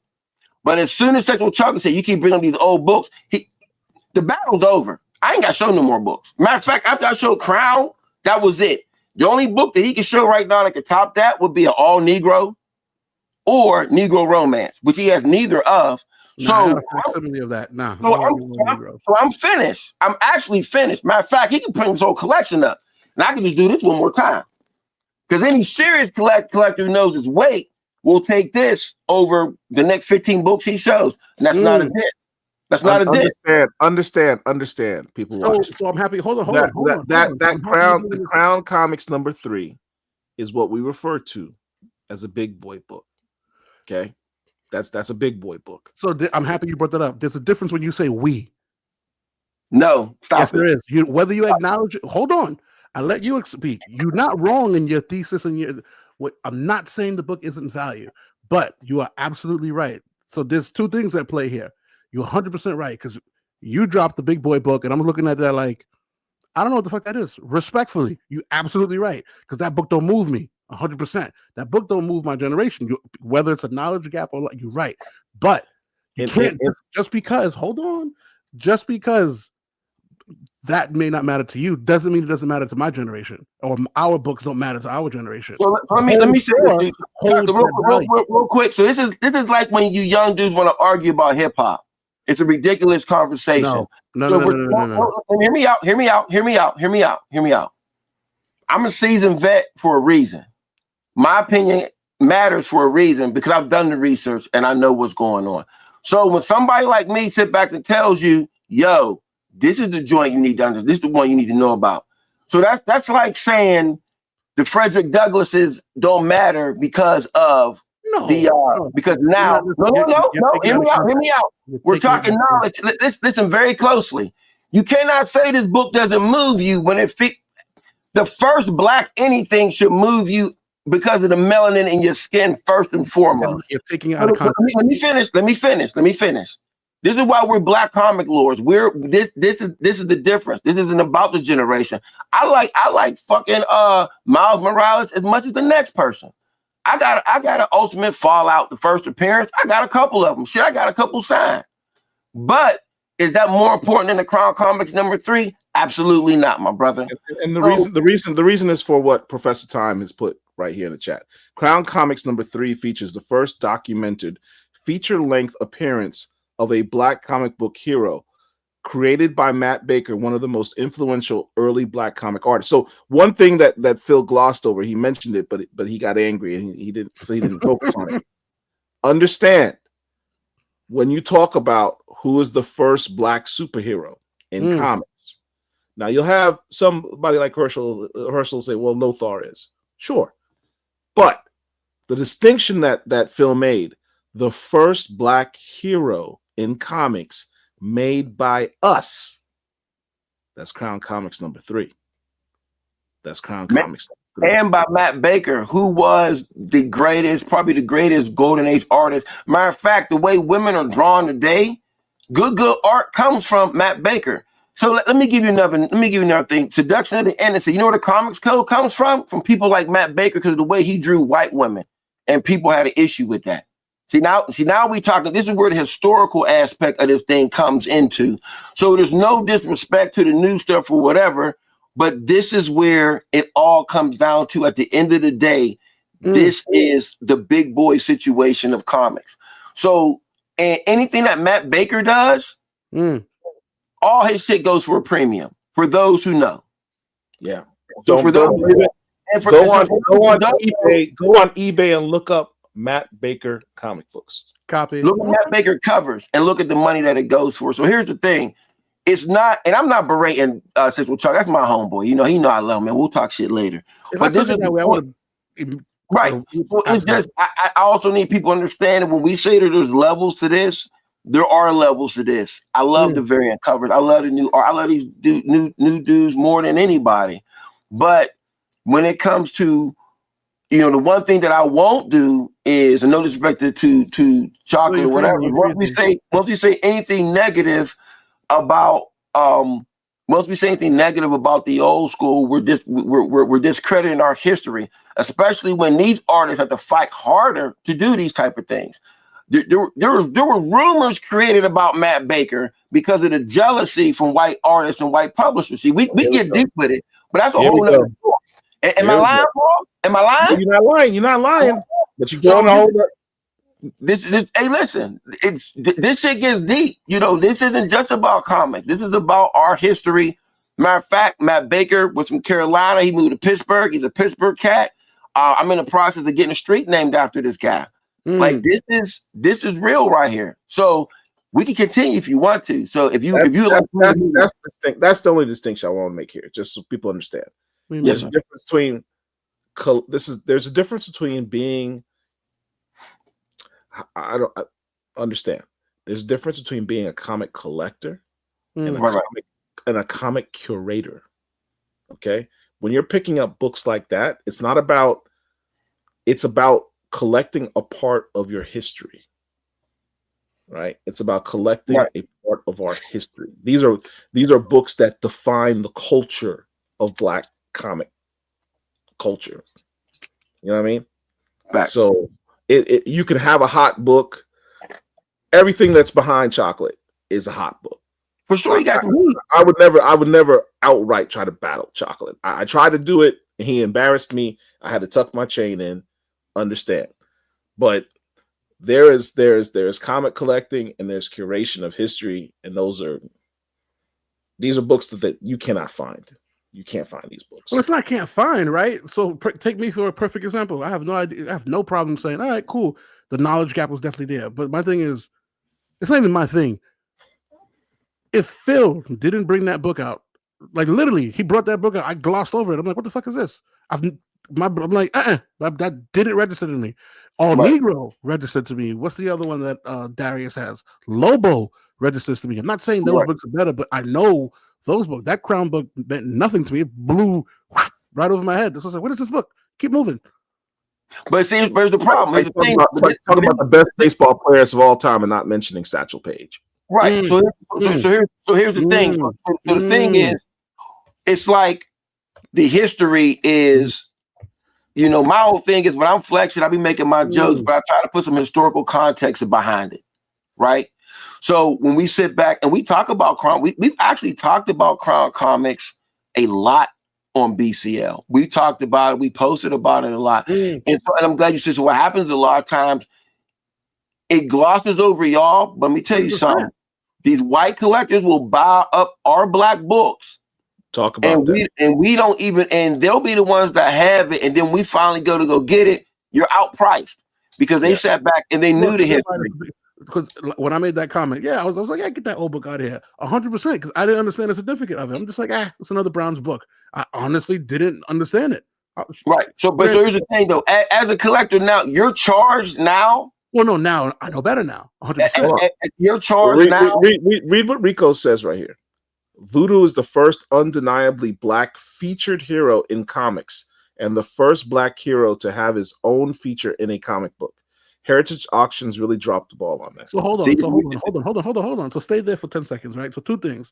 One, now me understanding the context, now I understand why Paul and Phil gave me the vitriol. It's like, whoa, this ain't no old book. Got it, 100%. Because if I was to drop a milestone book and someone said, get that old book, I'm like, what the fuck? Do you not know what this book is? Get it. Cool. Now, you're talking to someone that's one of the kings of the internet. When I Google or when I go look for black books, All Negro comes up, Lobo comes up, Crown doesn't show up in my history lessons. Point. And you gotta remember, also Lobo and Eben showed up. Yeah, well, those books showed up. Lobo showed up. And that's okay, but it does show up depending upon what the algorithm is. And also, here's the thing too: it's all about the algorithm. Those who know, trust me. And I'm gonna say this too: the reason why the All Negro and the Negro Romance and the Lobo and the Evans came up is because of us. That's why these books. That's why a lot of these books are in Harlem Youth Report and things of that nature. Those books have come up because we're the ones who talked about them and gave it some light. And that's why having people in our community as resources like Rico Jones is so important. 100%. Because like I said, I fully acknowledge it. I did not know 100%. Look, chocolate.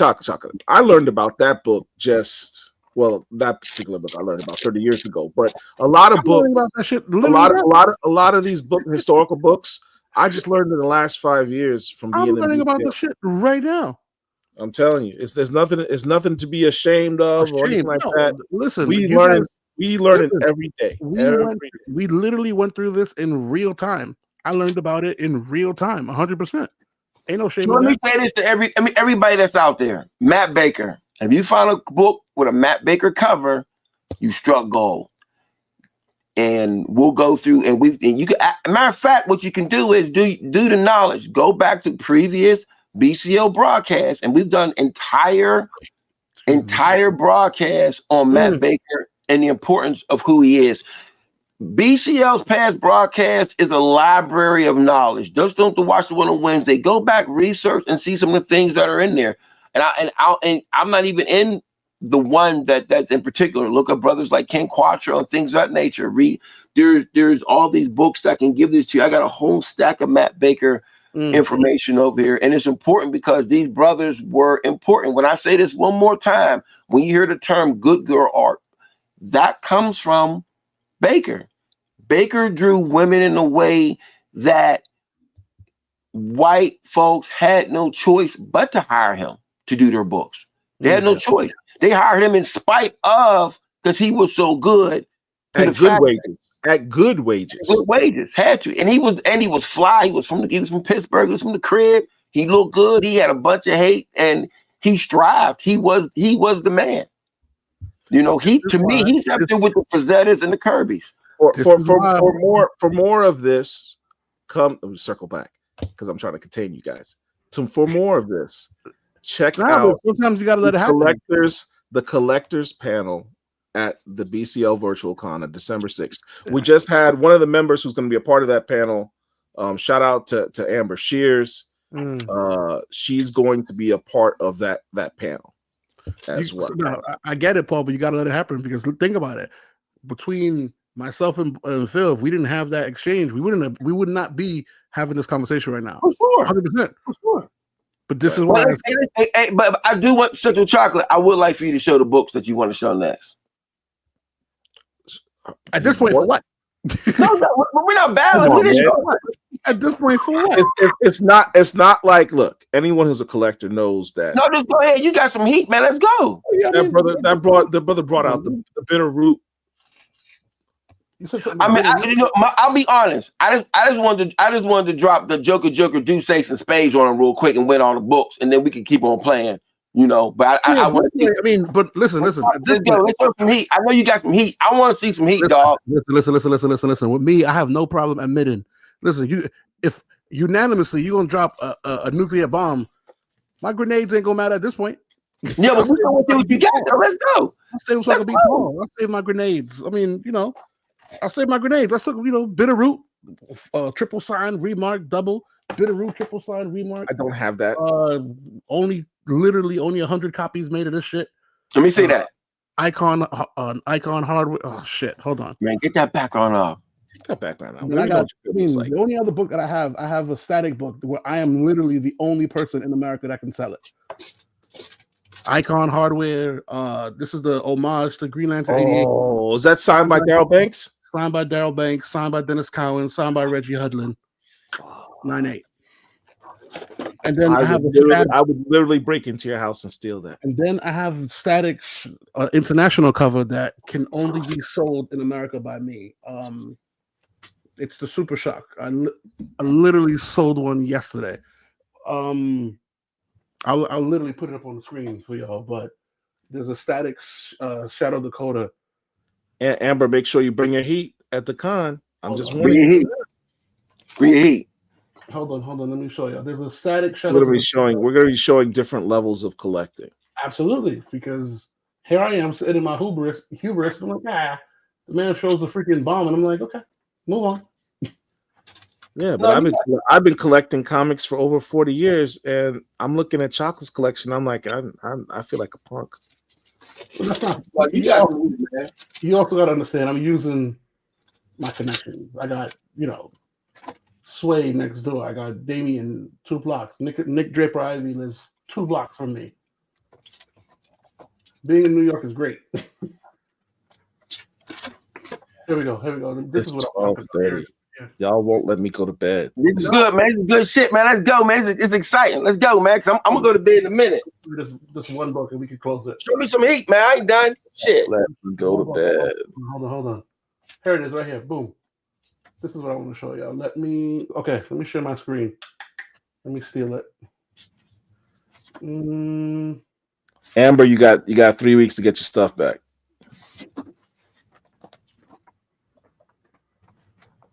I'm just gonna grab a box and see what I got in this bitch. His brother went and grabbed the box. That's absurd. Hey, you know how many boxes I got downstairs? You been here? I know what you have downstairs in the corner that's directly to your right in front of you. I know exactly what. So this cover right here, it's the international cover of Static Season 1. I have it signed by everyone. You cannot buy this book in America if it doesn't come through me. I'm the only person who got rights to sell this book to anyone in America. What is that? So this is Static Season 1, international cover. Nice. The only person that can sell you this book in America is me. And I know everyone who's got it. And there's no book. This is not on eBay. Yet you did not sell it to me when I was in Brooklyn. But that's all right. I mean, I'm not mad. That's not true, because I didn't sell it to you, because if I sold it to you, I'm gonna sell it to you at my price. I can't sell it to you at my price. So I'd rather just bypass that conversation. That's fair. I don't know. Maybe I'm speaking out of turn, but I think that's so I would rather. Did he just call me broke? Damn. No, that's what you got out of it. That's what you got out of it. Paul, you got money though. You know what, Lord? You're not naive, because you're just talking to someone who just got learned.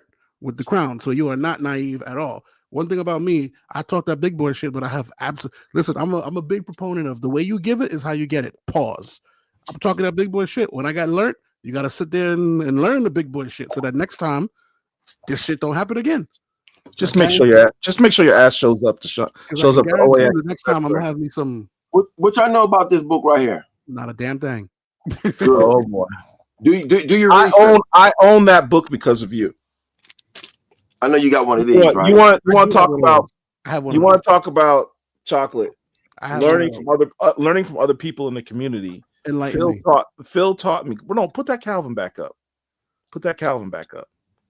Phil's the one who taught me about that book, so I went ahead and bought that. I didn't know anything about this book. I only found out about this book a few years ago. Talk about the significance of that book. Talk to me. Why is that a Marvel legend? Oh, trust me, ain't nobody talking nothing.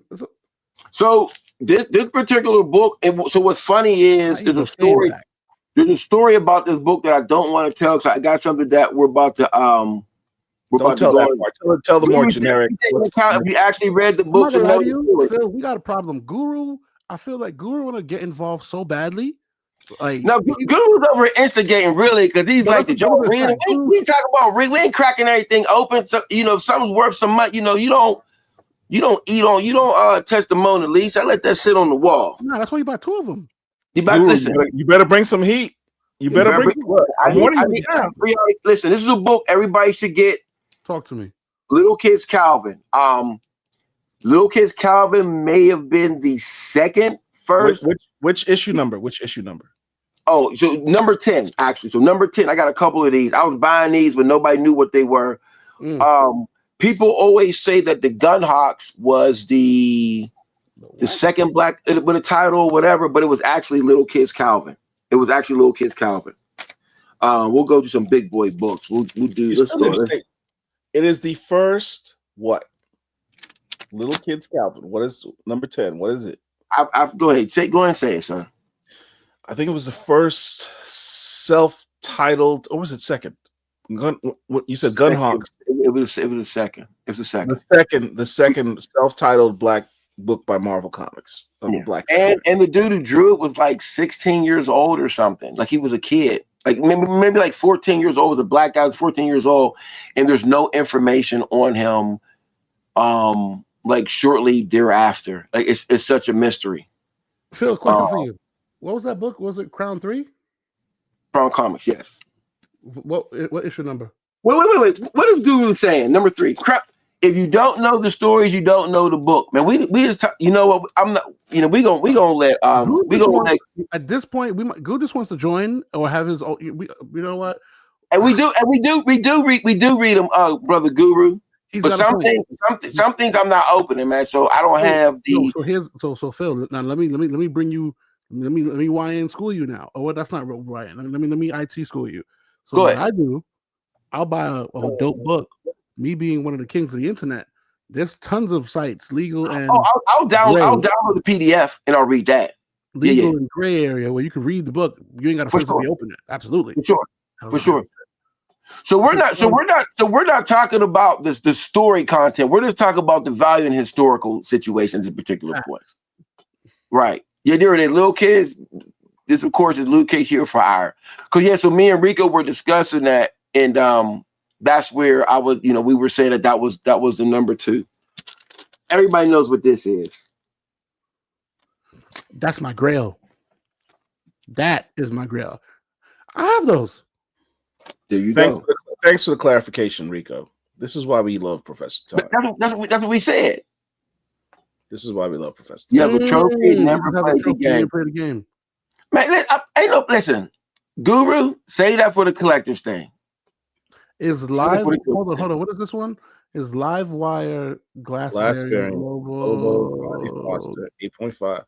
Fast Willie Jackson, Weird Fantasy 18. Luana, let me take half of that. The Live Wire, all those books she just rated, those are serious collector books. Yeah, so the Live Wire glass variant, that's a 1 in 200 book. That is the third book ever in creation with a glass cover. Till this day, CGC won't fucking slab it because they're afraid of cracking it. Trust me, I know. Because Guru saw he want to battle. I want to get out there. I know because I've got 7 of the glass covers, and they don't want, all of them are signed by everyone. Joe, Vita, Raul Allen, Patricia Martin. I'm not down with the glass covers. God damn it! Hold on. I gotta take this background off. Everyone see my office. It's crazy. Forget it. I've got 7 of these.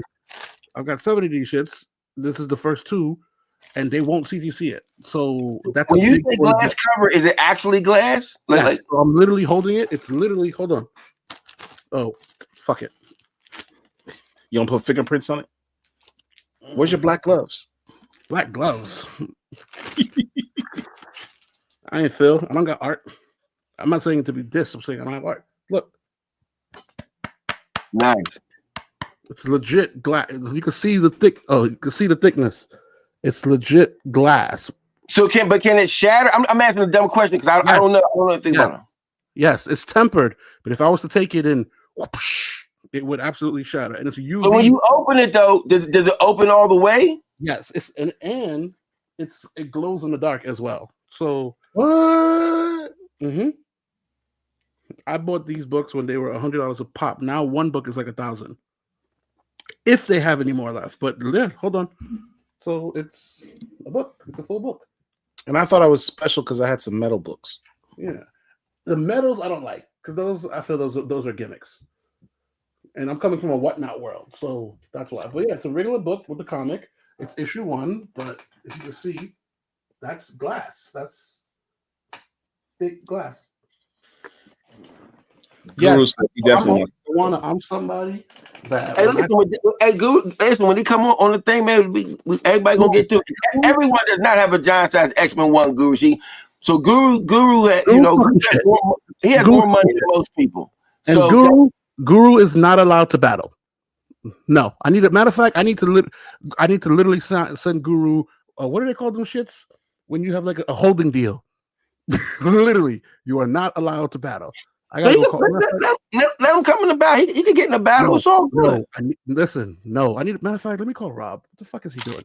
Again, no, Guru cannot battle. Save it for Save it for the time. You need to sign him to a holding deal that makes sense. And not no Diddy deal. It just simply says, not no Diddy deal. But I know you did not say Diddy deal. Yes, I did. We just need it. Yeah, I know he wants to battle. I know he does. You can see it. Take that. Yeah, no, Guru. I do agree. Every series has it, but a lot of people, it's not an inexpensive book. A lot of people. Thank you. Holding deal. Yes, you wanna know why I say that? Because I consider myself a serious collector. I have a giant size X-Men, but literally, I'm going back to it.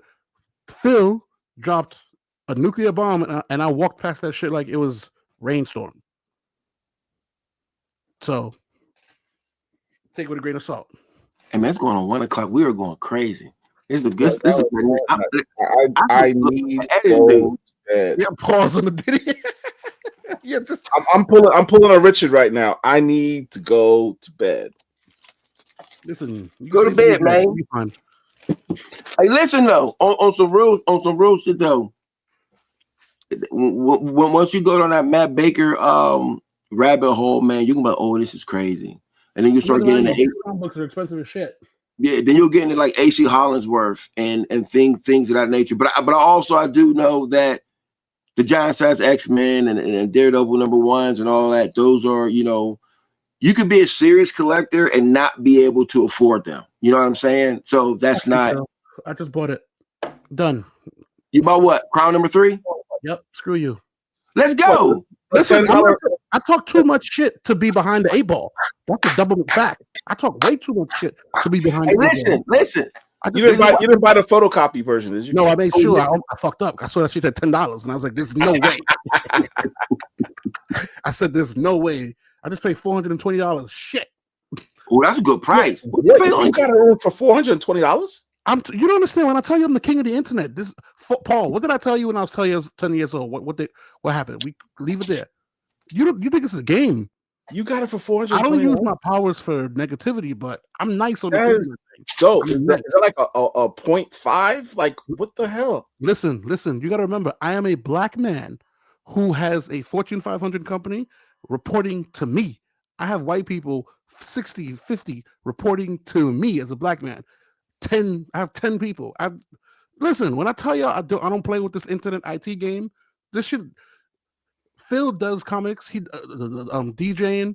This is what you do. You lawyer Guru does dope songs that we like. The IT shit. I am him. Legit. Talk that shit. That's what we need. 100%. That I will stand on that. The same way Phil was like, "Chocolate, I love you. I'm not gonna let no young the IT shit. This is what I do." Let's go, IT guy. We need an IT guy on the team. That's what I'm talking about. This is what I do. That shit will be here in a week. I'm like, I talk too much shit to not have this book in my collection. Once it hands down, that's just fine. CTC. I'm mad at you. I might buy number one. Number one is $270. We don't care about that one. No, so it's just three. It's just three. You don't want to do that. You don't want to do that. Say less. It doesn't matter. You just want probably why number one was freaking 275. Right. That's probably why. Right. All right, bet. I got learned. No, you did your thing. In real my time. Man. I'll drop another bomb. I'll wait for when we do some stuff. Hey, listen. Hey. I think for the collectors thing is gonna be dope. I think it's gonna be a dope section, and I want people to. I really want people to show their collection. Like, so it's not gonna be about, oh man, you ain't got. I want people to really show their. I think it's dope when people are proud of their collections and they're showing the heat that they got in there. You know, and I think what happens too when you do it that way, it makes people want to strive to get other pieces in their collection, you know. And like, you know, what I used to do a lot of times back in the day, I mean, when I first was grabbing some of these books, they were like not really that expensive. So I was able to do a couple come ups, you know, or you get a low grade and then you kind of sell that off and work your way up, you know. So my Grail piece is a piece of art, and I don't own I did buy a Negro Romance, but I bought it for somebody else and sold it to them. But you know, I need to get me a Negro I almost bought me an all Negro comics. Honestly, Paul, you were there. Kurt had a all Negro comics, but the cover was detached. And Darius wasn't there that day. And I think Joe and the other individual that was next to me was like, buy it. But I was just like, I'm also weird. I'm like, I want my book the way I want it. I wanted it to be at least a 3.0 and higher. The detachment fucked me up. That's real. I mean, but that's a book. That's a book. That's great in any grade, to be honest with you. Yeah, but the cover was completely detached, and I was like, I want it. I want it to be at least a 3, because I'm also a grader in the sense where that shit's going to CGC immediately, even if it's just slab for protection. I'm sending it up.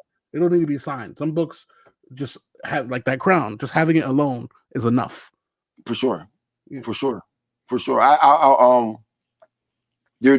certain books that I still need to get my hands on, and it's just coming across them. I like finding a lot of these books in the wild. It's always exciting for me to see them like that. You know what I mean? And so my original art is different based.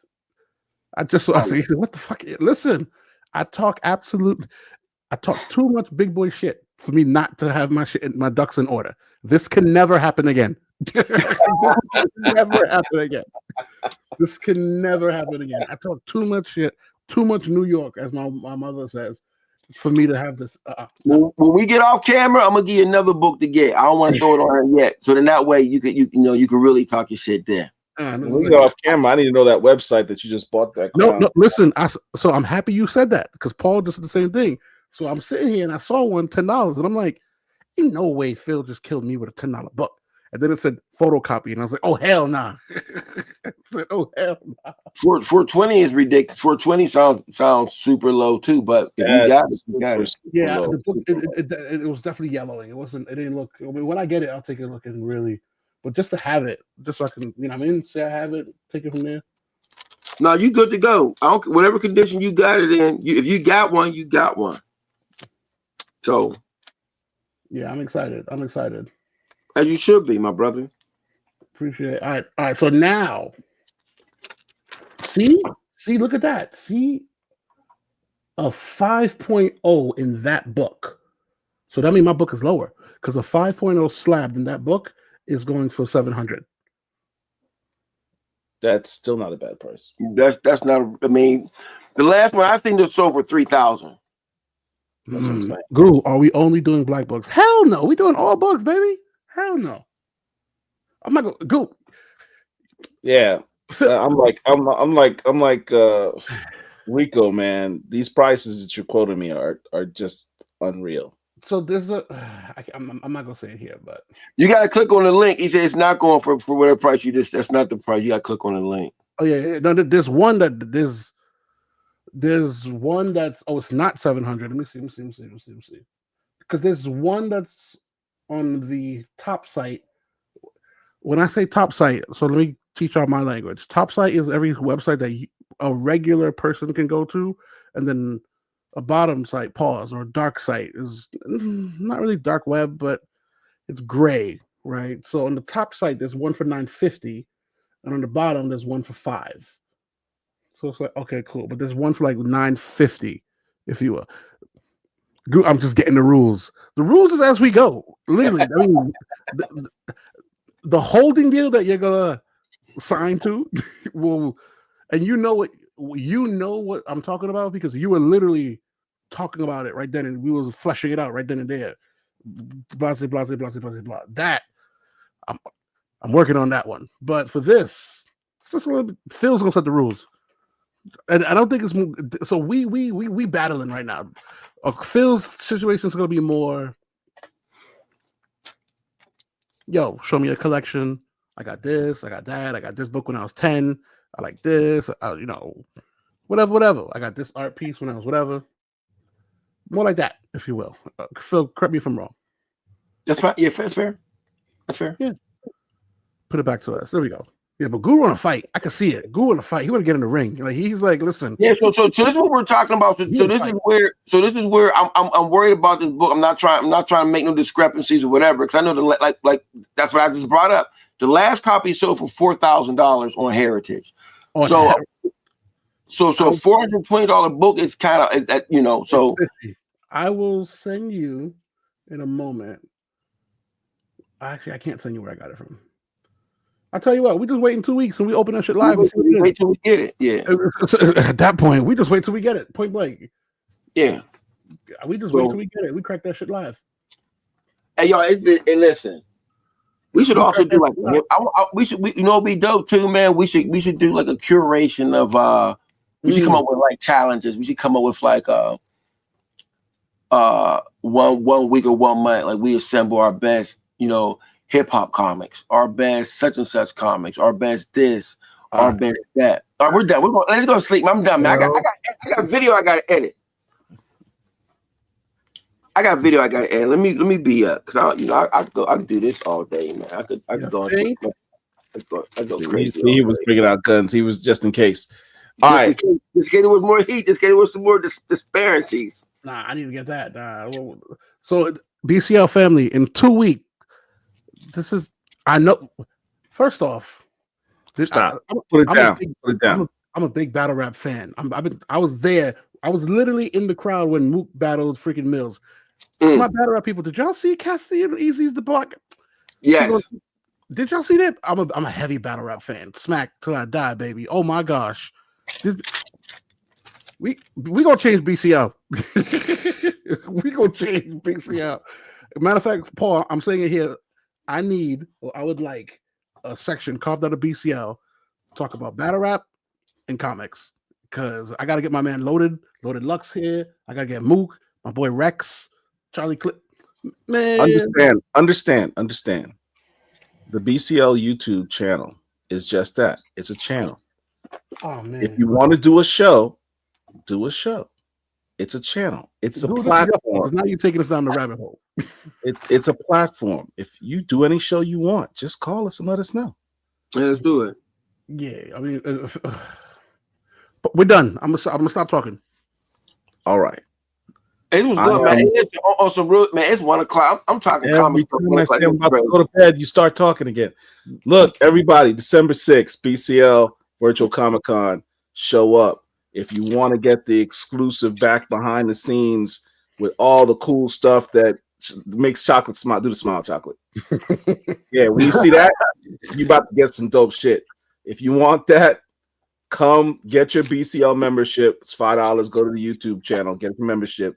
Show up December 5th, and trust you're gonna be happy. I'm out. BCL, we got you.